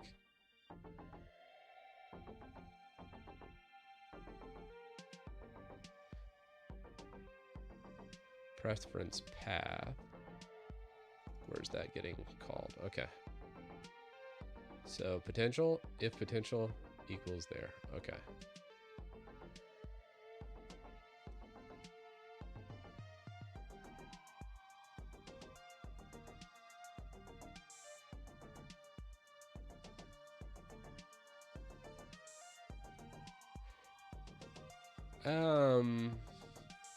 By default, I think it's going to chocolatey. Let's see. Let's just verify that real fast. Let's go to local app data WinUtil. I'm going to delete it and then rerun. So let's go percent local app data percent, and then let's go down to WinUtil. You can see preferences.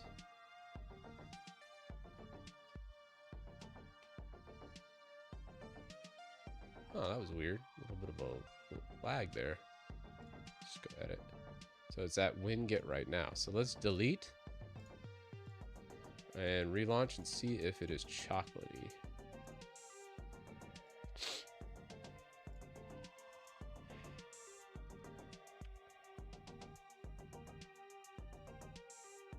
Yeah, I've used NanZip. I thought it was amazing. I really like NanZip.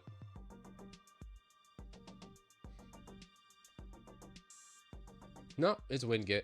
So somewhere in my package it was automatically doing cannot find this path. Let's make one fix to this.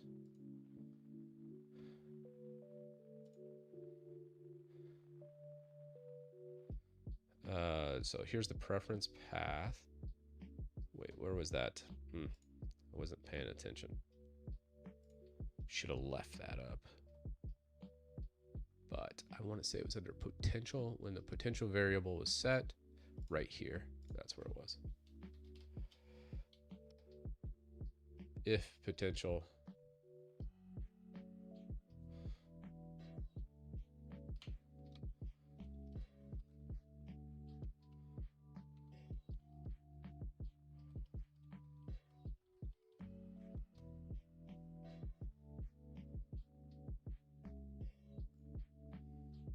Oh.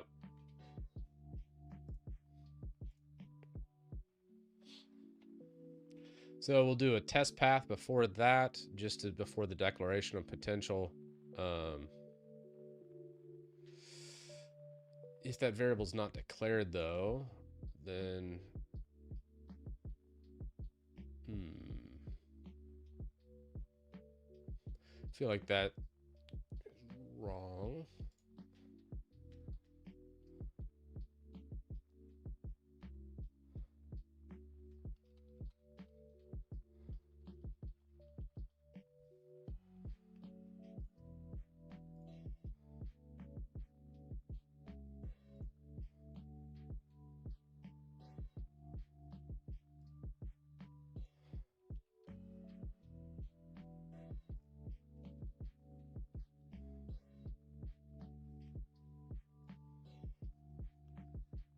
That should be better.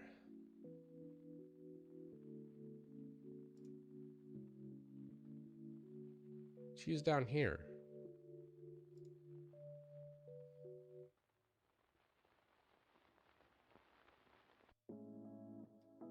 Okay. That should fix that if the potential path doesn't exist. So let's just double check that, make sure that works.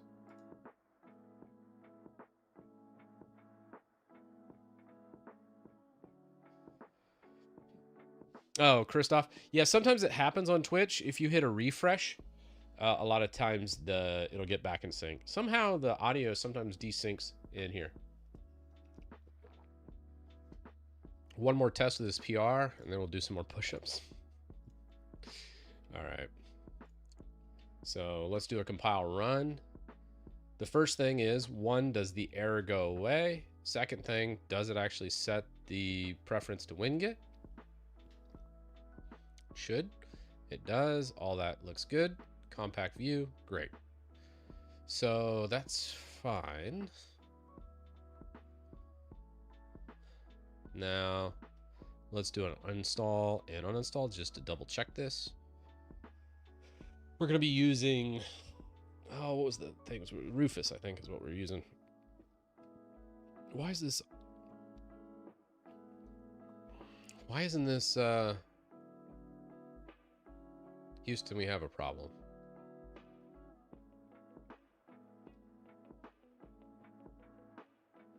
Why is it not alphabetical?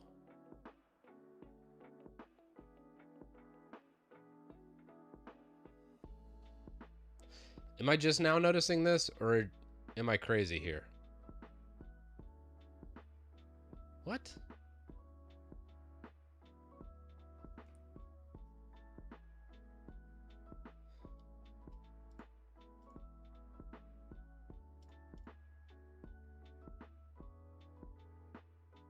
Huh.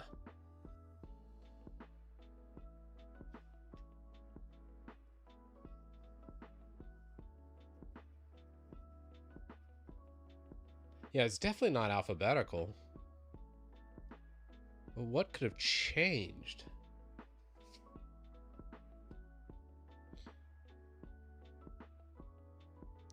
It's probably something with the run space because of all the different threading that's happening. So we might need to push back where it actually gets alphabetized and sorted. Let's just rerun that real fast just to see, make sure we can replicate.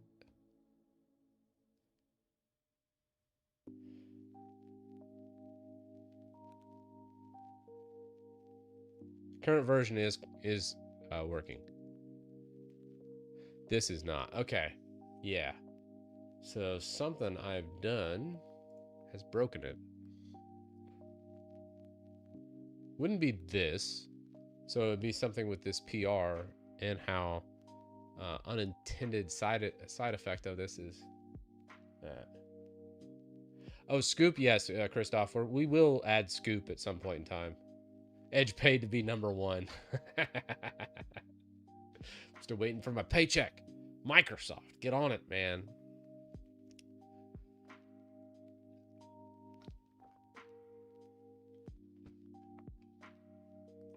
All right, let's see.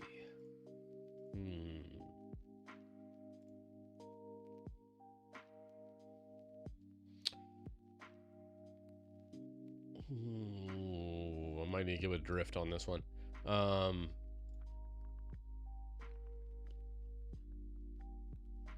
Let's see. I'm kind of curious. What does this look like? Let's say we go Brave.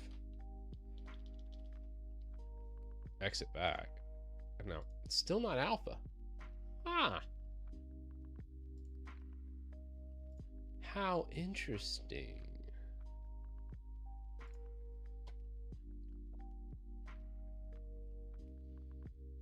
Okay, this is just the search feature. Add selected apps. Toggle status, when util variables.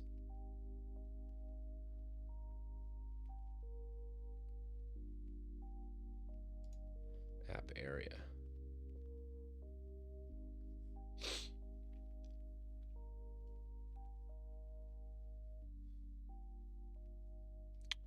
Don't see anything there.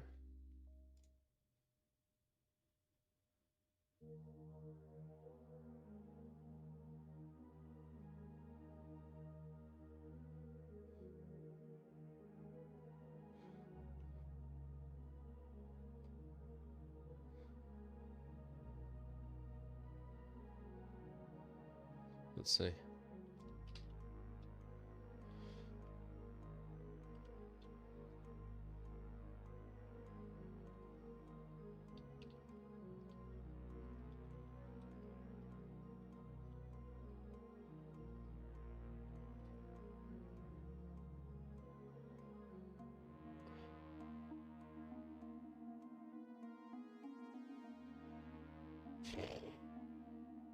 It was a little bit of a long shot, but I thought I'd try it. Initialize, install app category.list.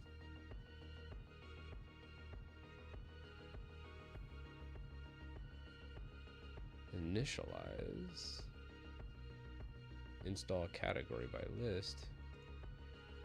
It says right here, okay.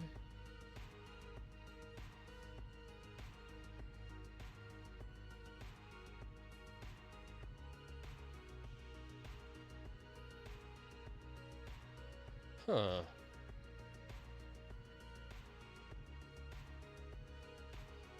Okay.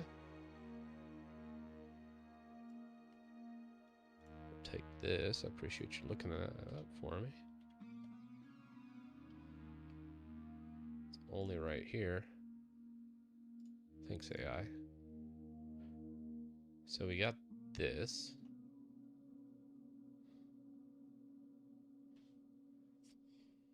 Oh, asked if Scoop is easily ported to Linux. Oh, if Scoop is easily ported. I don't think so, Christoph.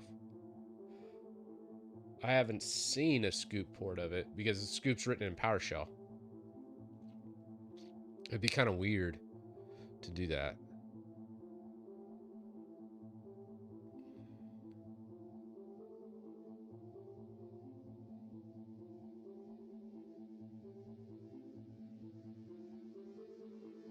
Okay.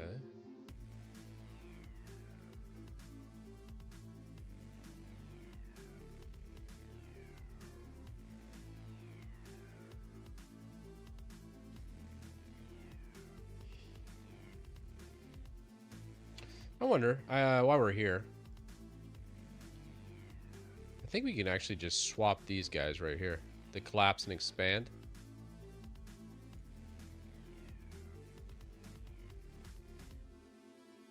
So then collapse will be the default state. Let's test that out real fast. And then, well, because I was just looking for this earlier, I was like, I'd prefer it to be in the compact state by default.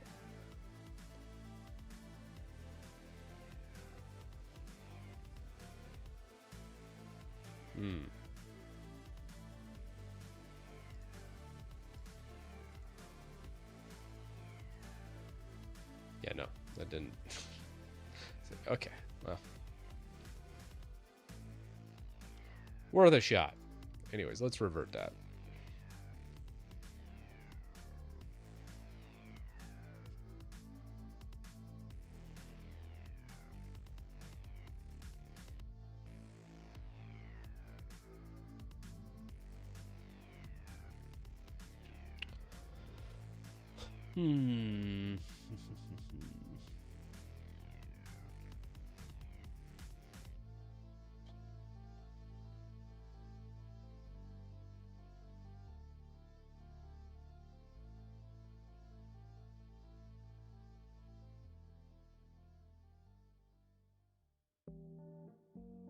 Let's look at the other initialize app entries, maybe.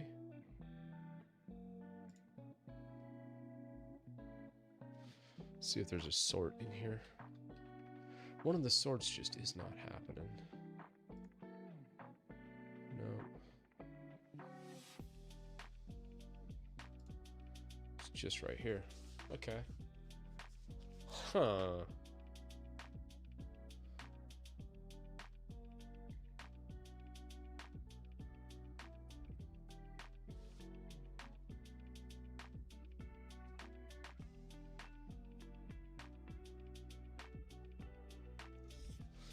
Yeah, let me look at that coding.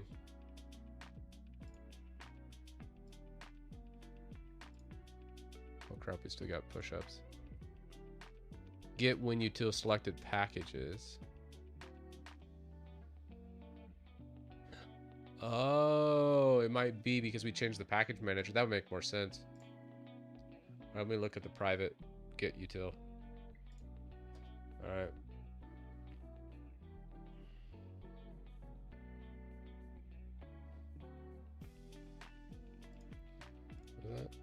Get when util selected packages in the private.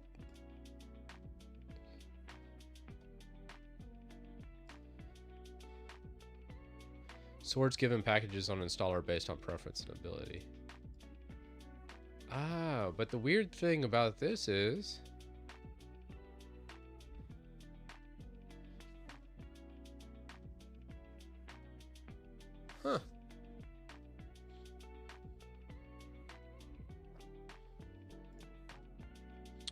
let's go back to that PR.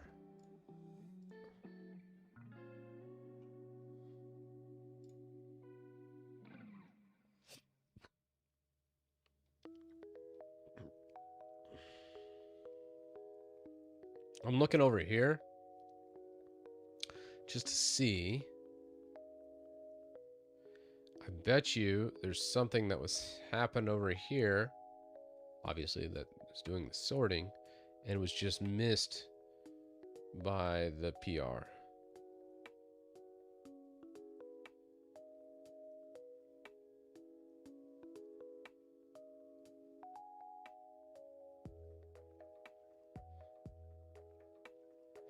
Oh, I bet you it's removing that icon that Drift worked on as well for the other.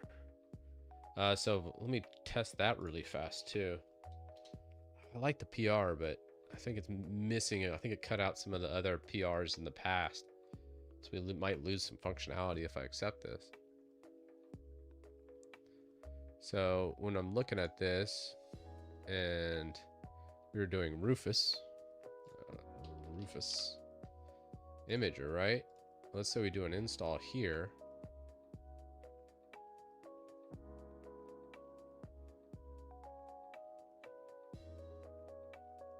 No, it still worked. Okay, yeah. Let's uninstall it. Yeah, no, the icon's still changing and it's showing it's in progress, so that functionality's fine. Well.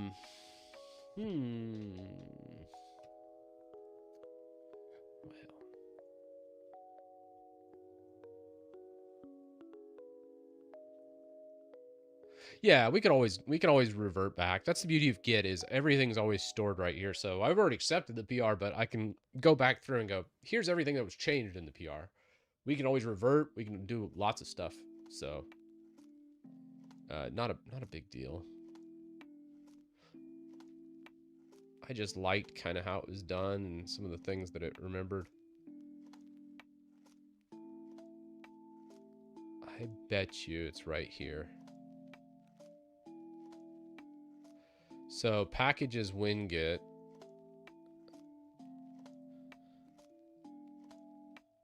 Packages sorted uses get when util selected packages package list.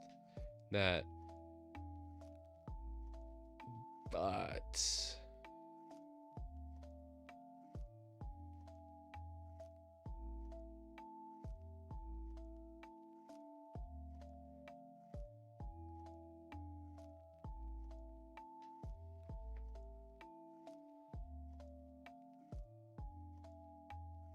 it's so close. I know it's just some silly little addition to sort this. I guess I could sort it too and add to it as well, but before it actually gets pushed out, it's just a better way of doing it.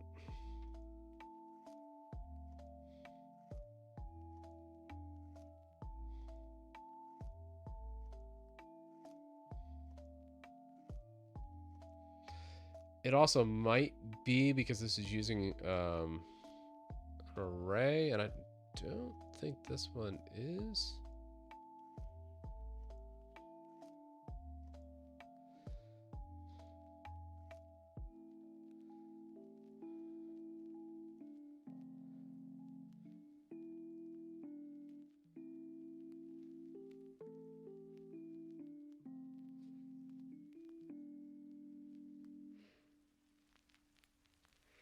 Yeah. Yeah. Let's go back. I think we revert it just because I really like it. It's just missing that little bit, and I'm not sure exactly how the implementation works. I agree with you, Martin. That's a nice PR, but let's revert it.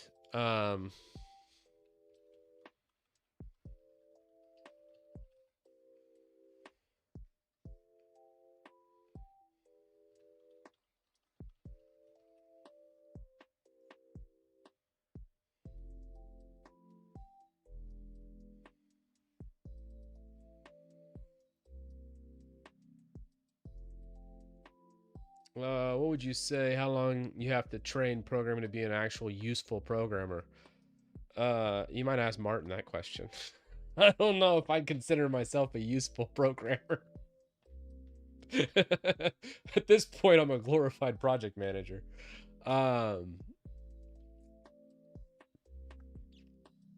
With just very public facing one.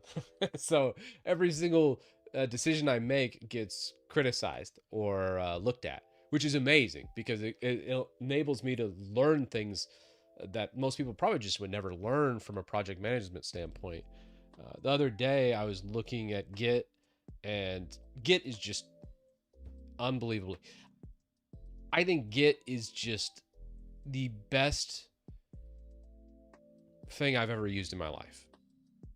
Better than any operating system, just amazing. Like the power of Git and how you can just completely destroy everything and then just be like, oh well, Git reset hard to this date because I know the code was good here. Boom. And it just drops a pin right back on the timeline. Everything that you messed up is gone, and you just start from exactly where you were. That is just magical on so many levels. So, how to be a useful programmer? Learn Git. Get good at Git, because Git will save your bacon so many times. You can screw up a ton, and as I always say, success requires failure. You have to fail over and over and over and over again, and then you become somewhat good, hopefully, or somewhat competent. But that's how you get good. Get good at Git first, and once you get really, really good with it, it doesn't really matter. You're going to be a really good programmer afterwards because you can fail over and over and over and over again and still be completely okay without hurting anybody. Anyways, we're going to just revert this. And let me go back to that PR. Can I reopen it? Okay. How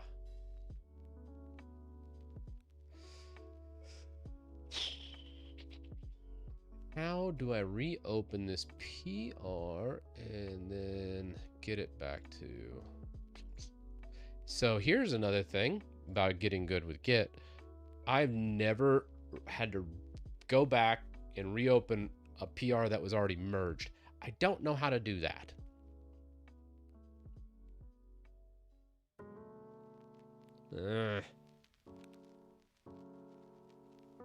Can't. I wish I could. Just, Dagnummit. Doing good, Caleb. Doing good. Yeah.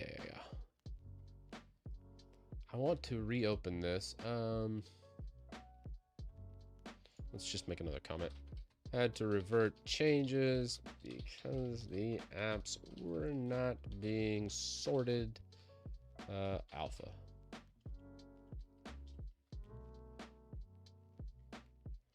Alphabetically.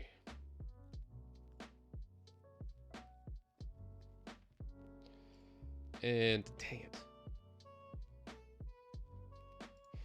Reopen PR that was merged and reverted.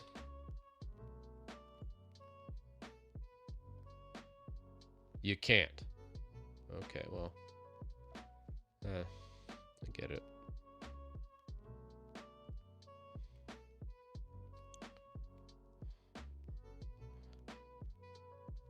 Commenting on pull request and then clicking submit and reopen button which appeared on the comment folder. What?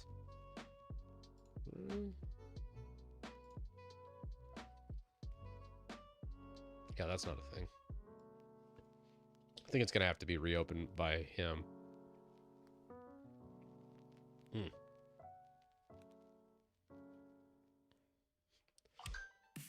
Anywho.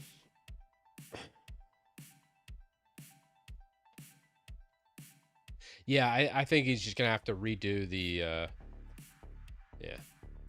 Sad face. All right, well, we did 2 PRs, so let's knock out some push-ups. I think we still got a couple push-ups left from redemptions.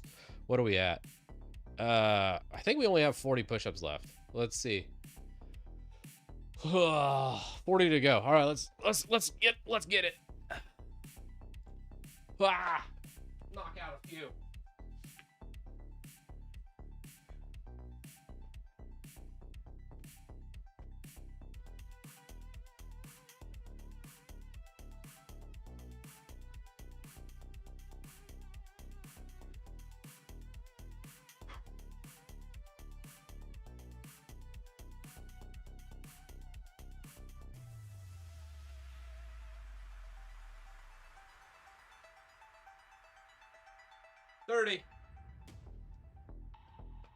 All right, we'll knock out about 30 of them.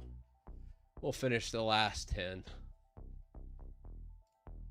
Oh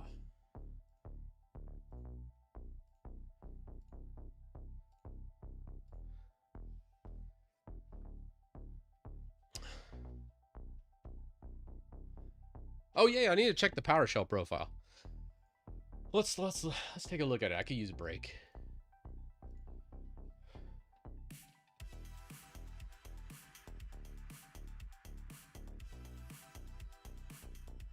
All right. Oh, we got a couple pull requests.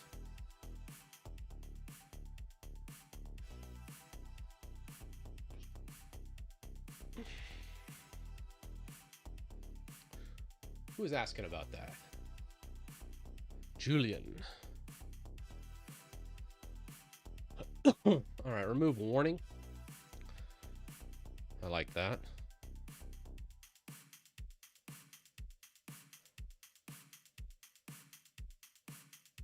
Yeah, that makes sense to me.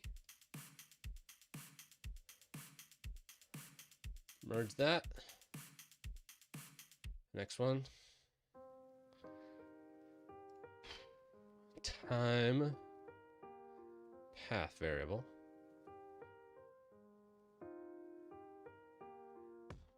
Oh.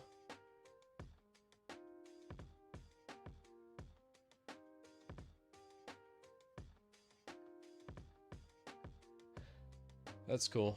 Instead of using the path name from here, it grabs the environmental path directly. Instead of using profile, which would be like C users Chris.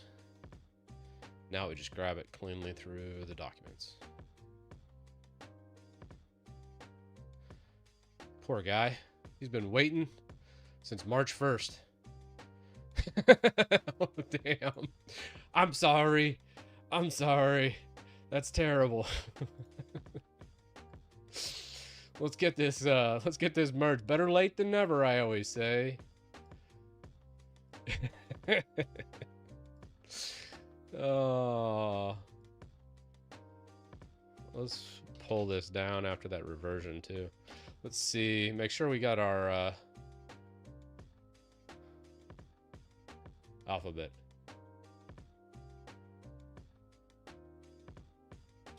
Put in more push-ups. Yeah. I could add more push-ups if you guys want. Holy crap. Wait, what? It's not alphabetized. No! It wasn't his merge. Shit. Oh, wait. Oh. My bad. Okay.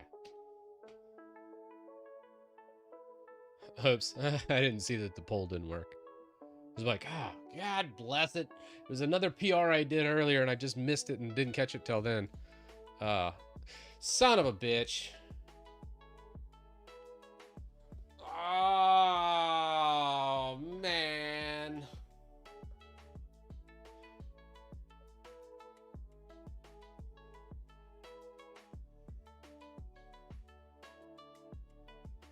No.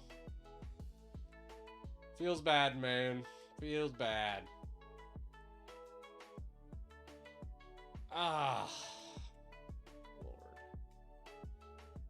Really?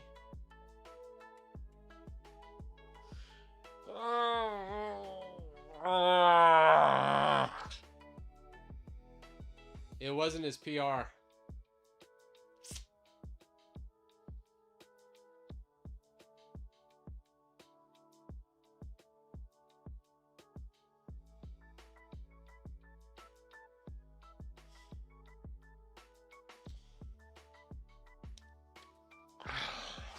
Damn it. Oh.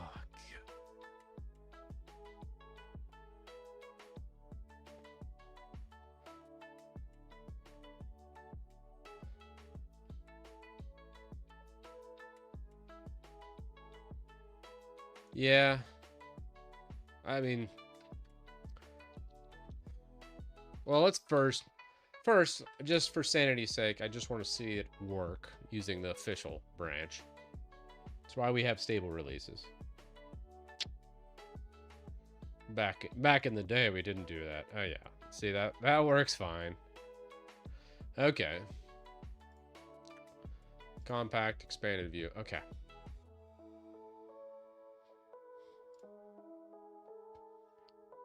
What?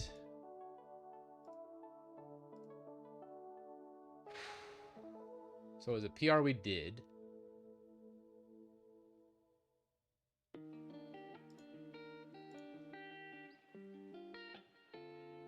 We could revert the reversion. Anyways. Oh, yeah. I wanted to relaunch PowerShell. My bad.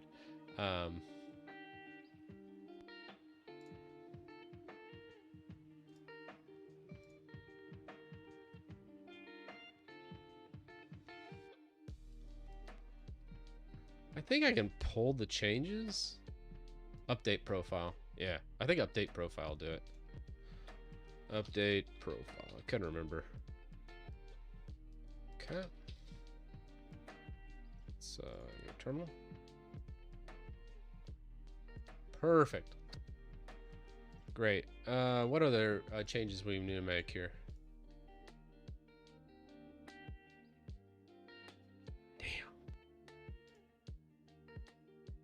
Fix update interval edge case, remove duplicate code, add better startup warning.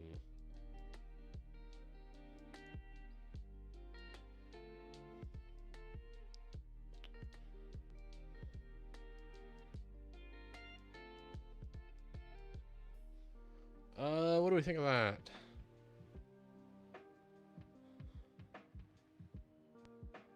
Does it really that matter that much? It doesn't really look like there's much changes there. It's like reordering it, making this a variable. It's assigning like current date and update date to a different variable and then just doing a subtraction. So it's a little, maybe a little easier to read, but. And then it's just removing this. But this removes the whole not in debug mode. Doesn't make any sense to me. As the old great Linus Torvalds would say, PR doesn't make sense to you, you have to close it. Sad face. Anyways, changes to PowerShell profile, implement variable function overrides for profile.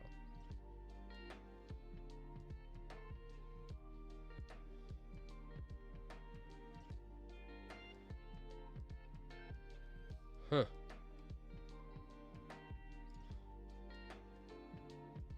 Let's see what we got here.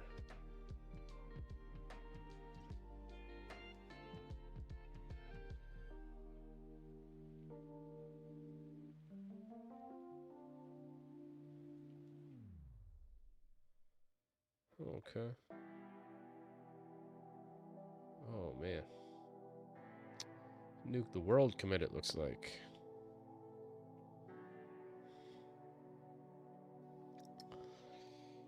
Oh, yeah. All right.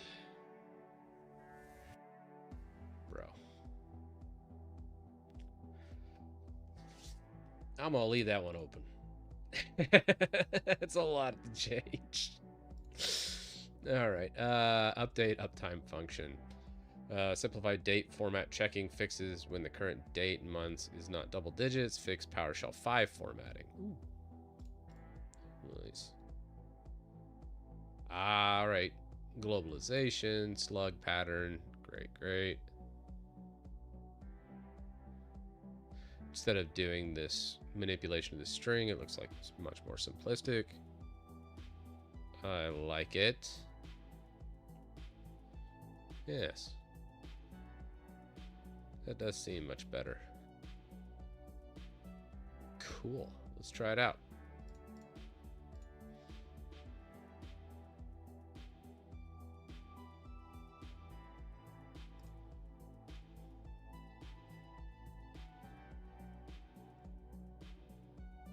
Fix LALL functions so they do what the help says. Actually, I think I realized that LL doesn't actually do a long listing. Yes, yes, yes, yes. Just the force and this LL.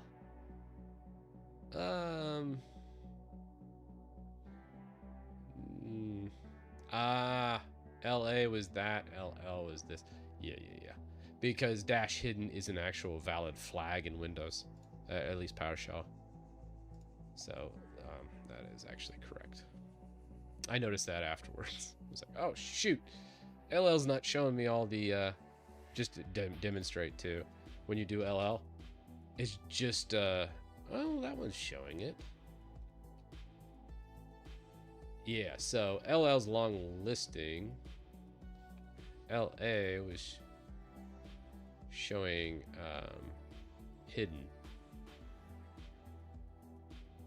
where LA should technically be, yeah, so it's actually reversed, I believe.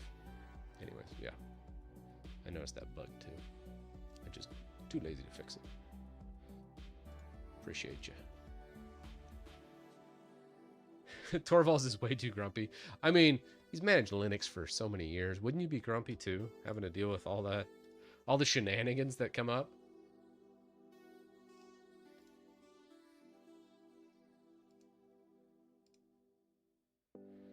Always use ls-la, -l. Yeah, Christoph. That's just not applicable with PowerShell though. PowerShell uses like this weird command, so I created aliases like LL, which LL in Linux is an alias for ls dash space dash, I think it's AL for long listing and all files, where in PowerShell LL, it uses this get path or get content or whatever the hell it is. I can't even remember now. I've used the alias so many times to where it actually fixes it. So anyways, that is correct. So get update profile. Boom. And then when we open up a new PowerShell instance, it's taking on off a long time.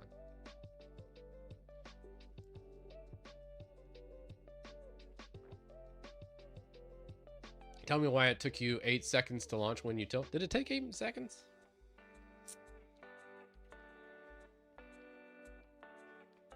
All right, cool. That's working.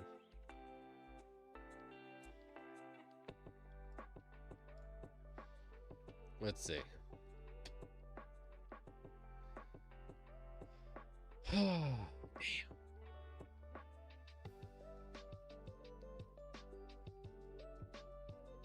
You know what I think it is? Let's revert the reversion. All right, let's finish off our last 10 push-ups, and then let's revert the reversion of the good. I still like that PR. I'm bringing it back after reverting it, and then I'm gonna figure out the sorting, because That's just crazy. That's just crazy. Let's finish 10 pull-ups or push-ups.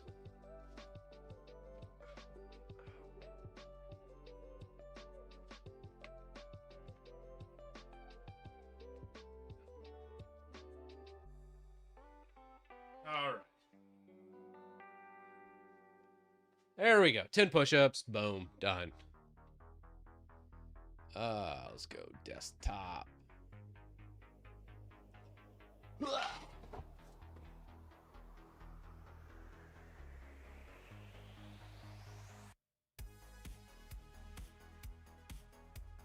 Boom. Done and done. No more push-ups, thank God. Woo!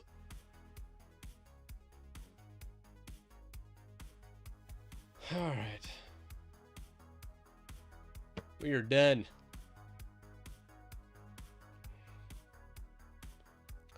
When you use CLI, what's your preferred method to remember switches?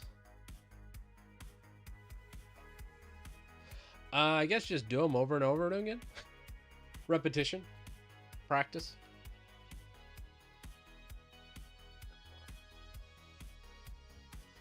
Blame Twitch. Or you could use, instead of using Twitch's website, which kind of sucks, Chatterino with, oh, what is it? What is that called? Yeah, Chatterino with Streamlink.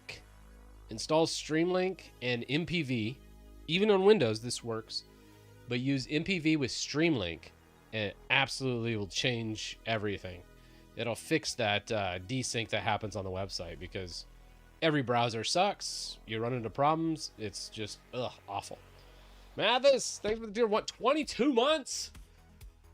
Ooh. Man, 22 months. I'd do 22 push-ups if you told me to.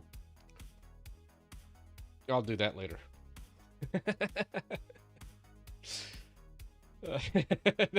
We should do a new challenge.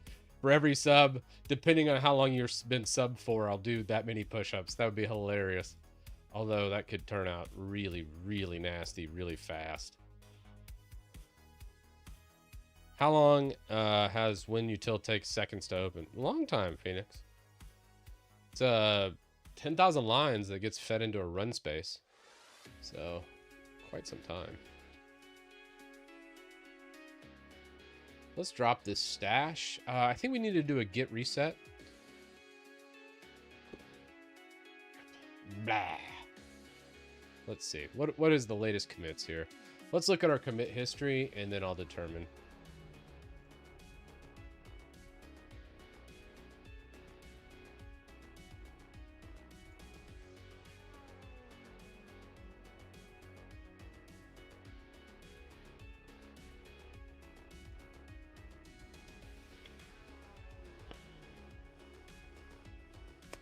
Yeah, you know what?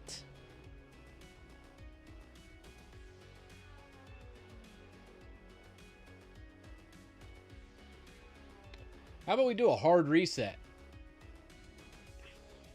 What do you think, chat? We were talking about it earlier. I think we reset because I don't want to miss that PR. I really liked that PR. And I feel like it was obviously a different PR that caused the alphabetical problem. I just didn't see it until just now. Full send. All I need is oh, you never go hard soft, you only go hard. Let's go.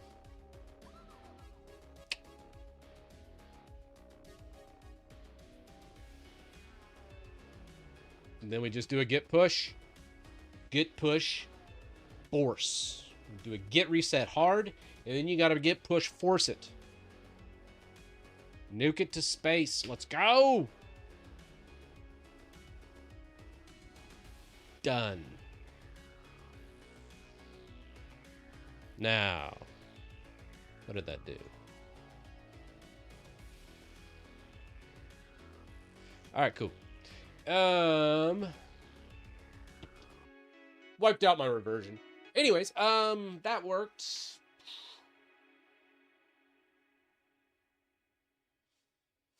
I know what PR it was. I know what it was. It was an earlier one. I think it was Drift. I think it's right here. No, I don't think that would do it. No, I bet you it was OGs. What if... I bet you this is it.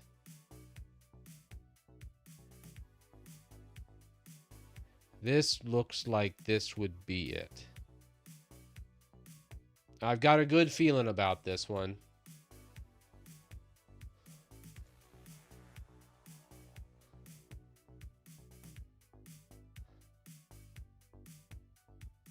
Three, 2, 7, 7. This one. Okay, which was... This is 3, 2, 4, 6. What was 3, 2, 7, 7? Let's look at that. Let's go closed. 3, 2, 7, 7. Ah.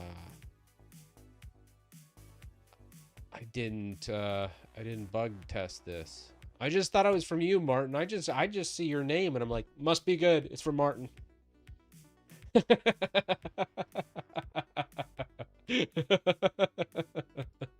I think that's actually what happens. Oh, where do we go wrong? Where did we go wrong? I think I did that though. For reals.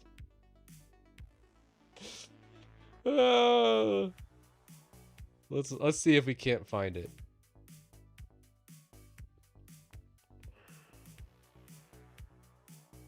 What about the sync checkbox name right here? This line's gone. I think you did some other wrap up, so I don't think that's it. Let's double check. See if I see anything else maybe. Sticks out at me.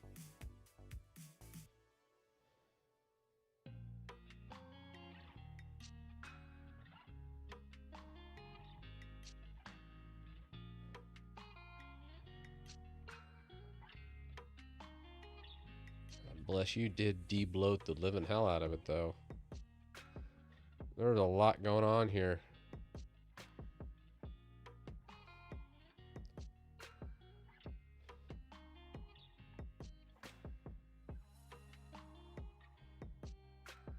Let's see. Okay, right here. This feels like it. This is where sort object happens. It's right here. It's right here under categories. No. Never mind. I got excited. It's like, oh, you forgot the sort object. No. Never mind. It's gotta be right here, though. So let's look. This is it. I'm feeling it. My spidey senses are tingling.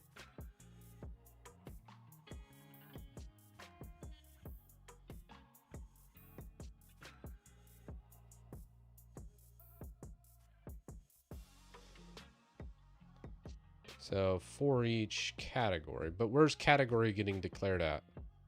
So you have category right here.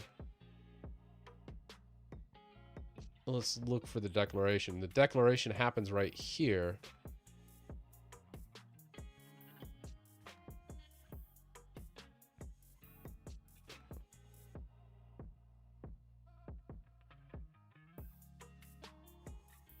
Wait.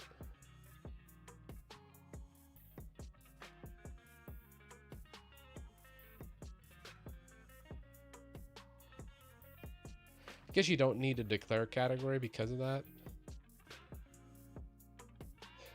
But since maybe this is, you're doing a for loop in here, maybe because of that it causes... No, because the categories are sorted. So I think that categories are actually, let's go get pull. Yeah. Let's do compile run.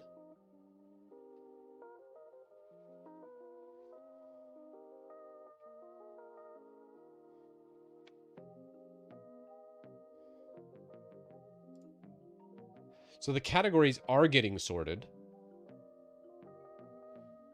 Because look, browsers, communication, development. And you can see these are definitely getting sorted by name. So the sort object's happening on the categories, but not on the actual applications in the categories. Good distinction to make. So apps by category, app key, after it gets added, once this apps by category gets compiled, we need a sort object to take care of things.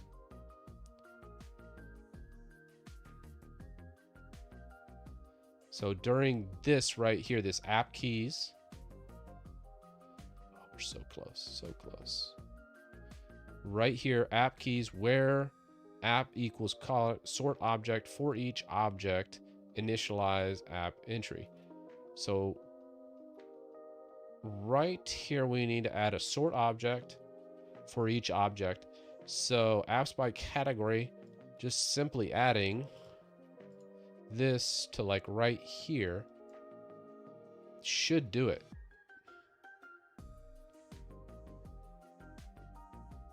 So I think it's line 67 is where it's going, and then the apps by category just needs a little push. So line 76 in the initialize install category app list, I think will be money. So let's go here, line 76 right here. Take that, well, something like that. Do that. Sort object. I don't think we actually need to specify anything into the sort object. So I think Copilot was just hallucinating a little bit there for us, but I think that's fine.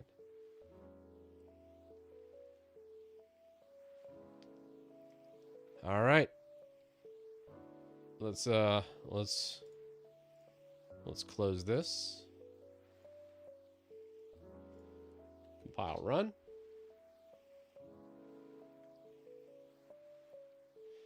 And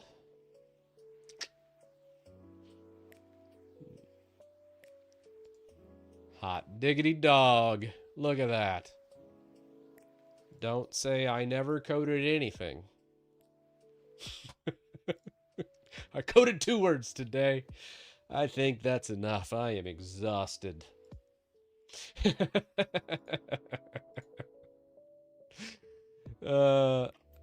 That's hysterical. Okay, great. Let's commit that.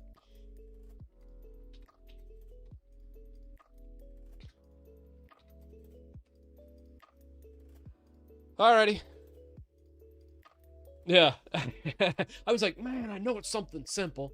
It's always something simple. So, oh, that's good. That's a good one, man. Oh, that's beautiful. All right, great. Man, we done good. So I was able to, that's the thing, like you work so hard on this PR. I hate it when like something happens and I see all this work and I know it's like one simple fix would just tie this PR to perfect. And I just like, I don't want to dump all this work, even though it's not technically my work. It's just like, still, I know you worked hard on it. I was like, man, nice.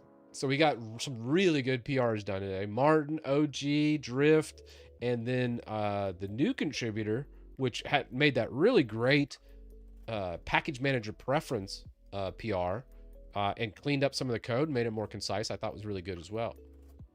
Let me get their name. I'm going to shout them out real fast because I thought that was pretty good too.